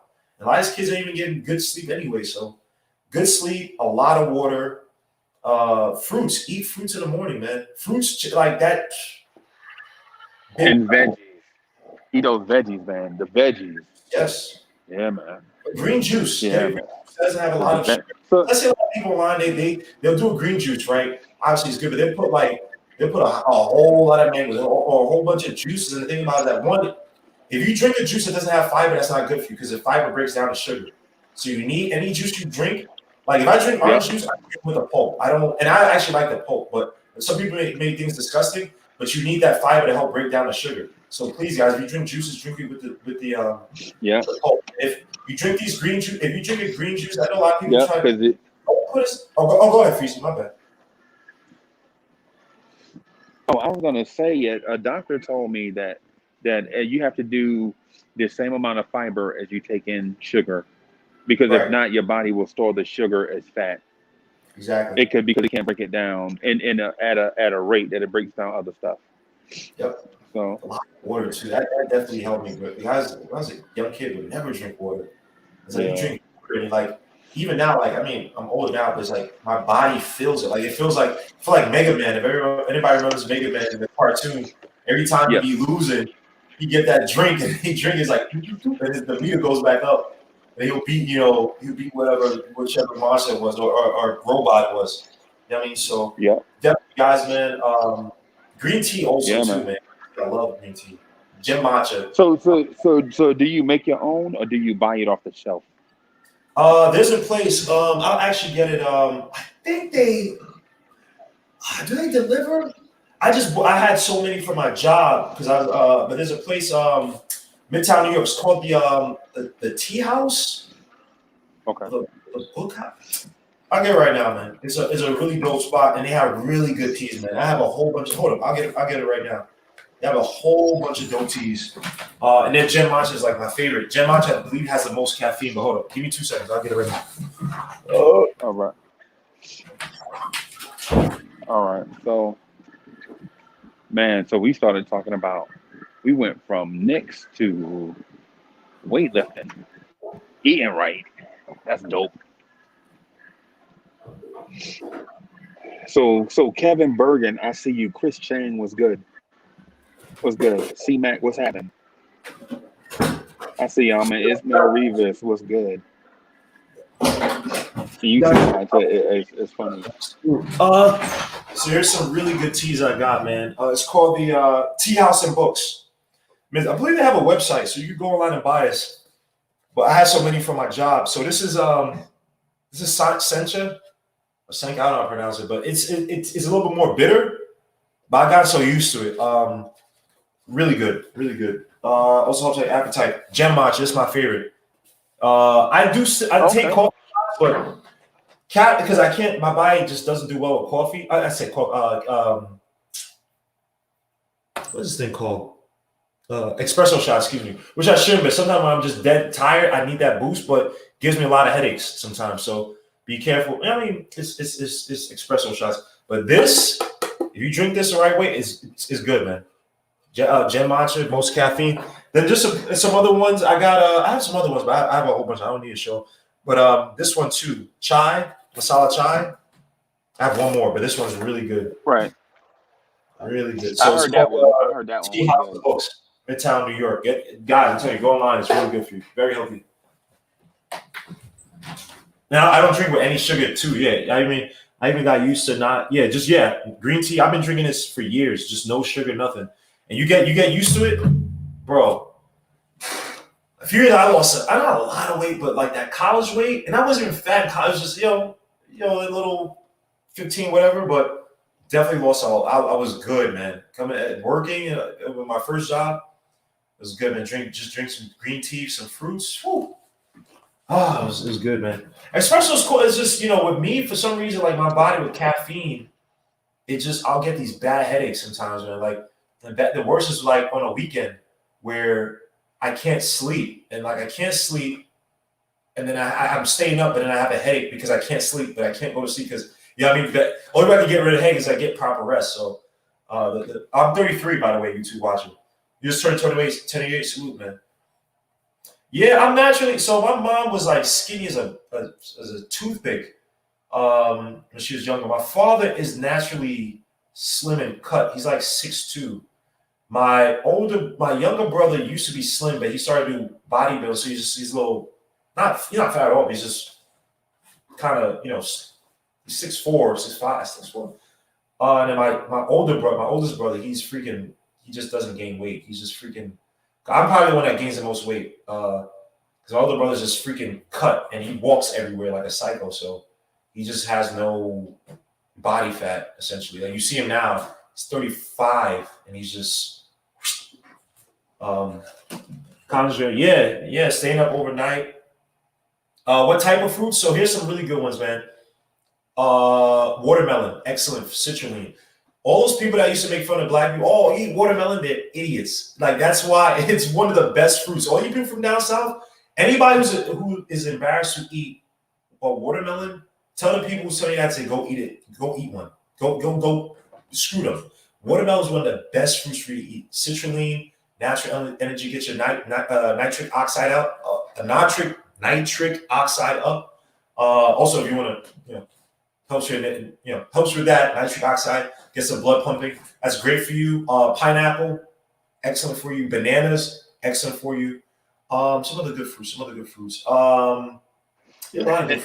watermelon, that watermelon helps you retain testosterone, and yes. So that's good for dudes.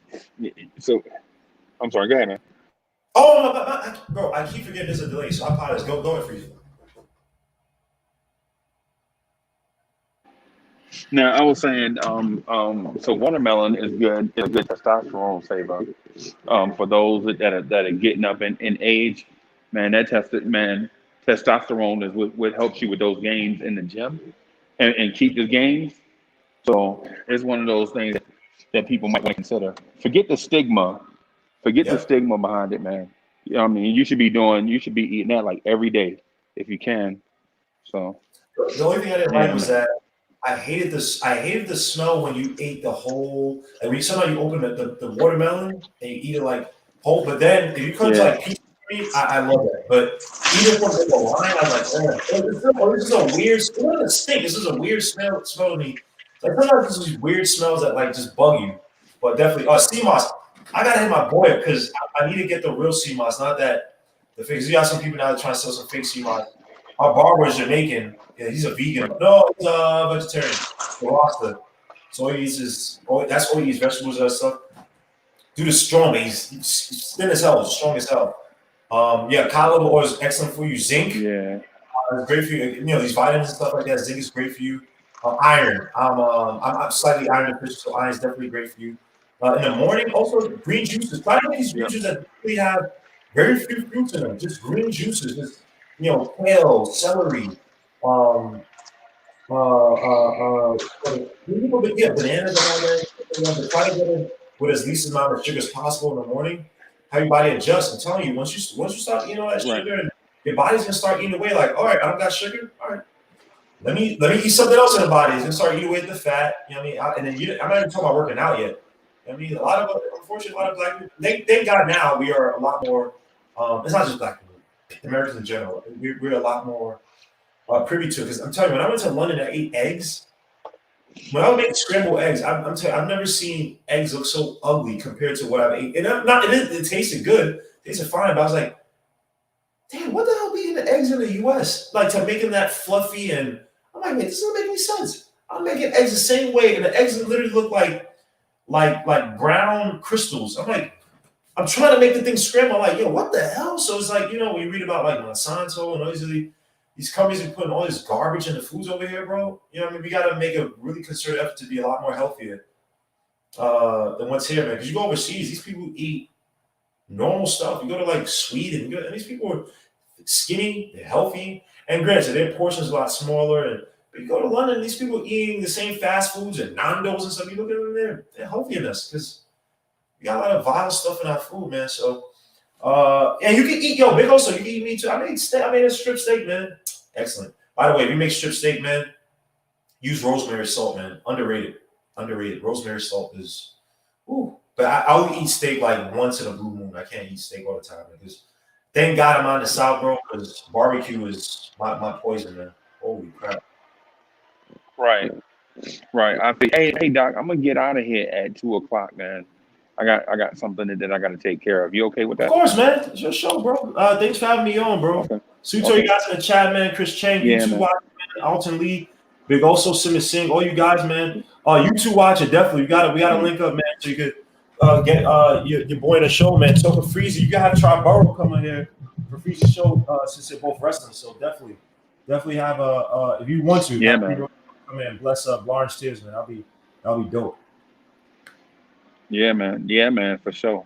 For sure. So I got some surprises coming, man. Maybe April or May, but I don't want to spoil it. So I'm just saying they in the pipeline. So, but anyway, man, I'm gonna just go ahead and get out here so I can take on this thing I got to do at 2 o'clock, man. Thank you for sitting with me though.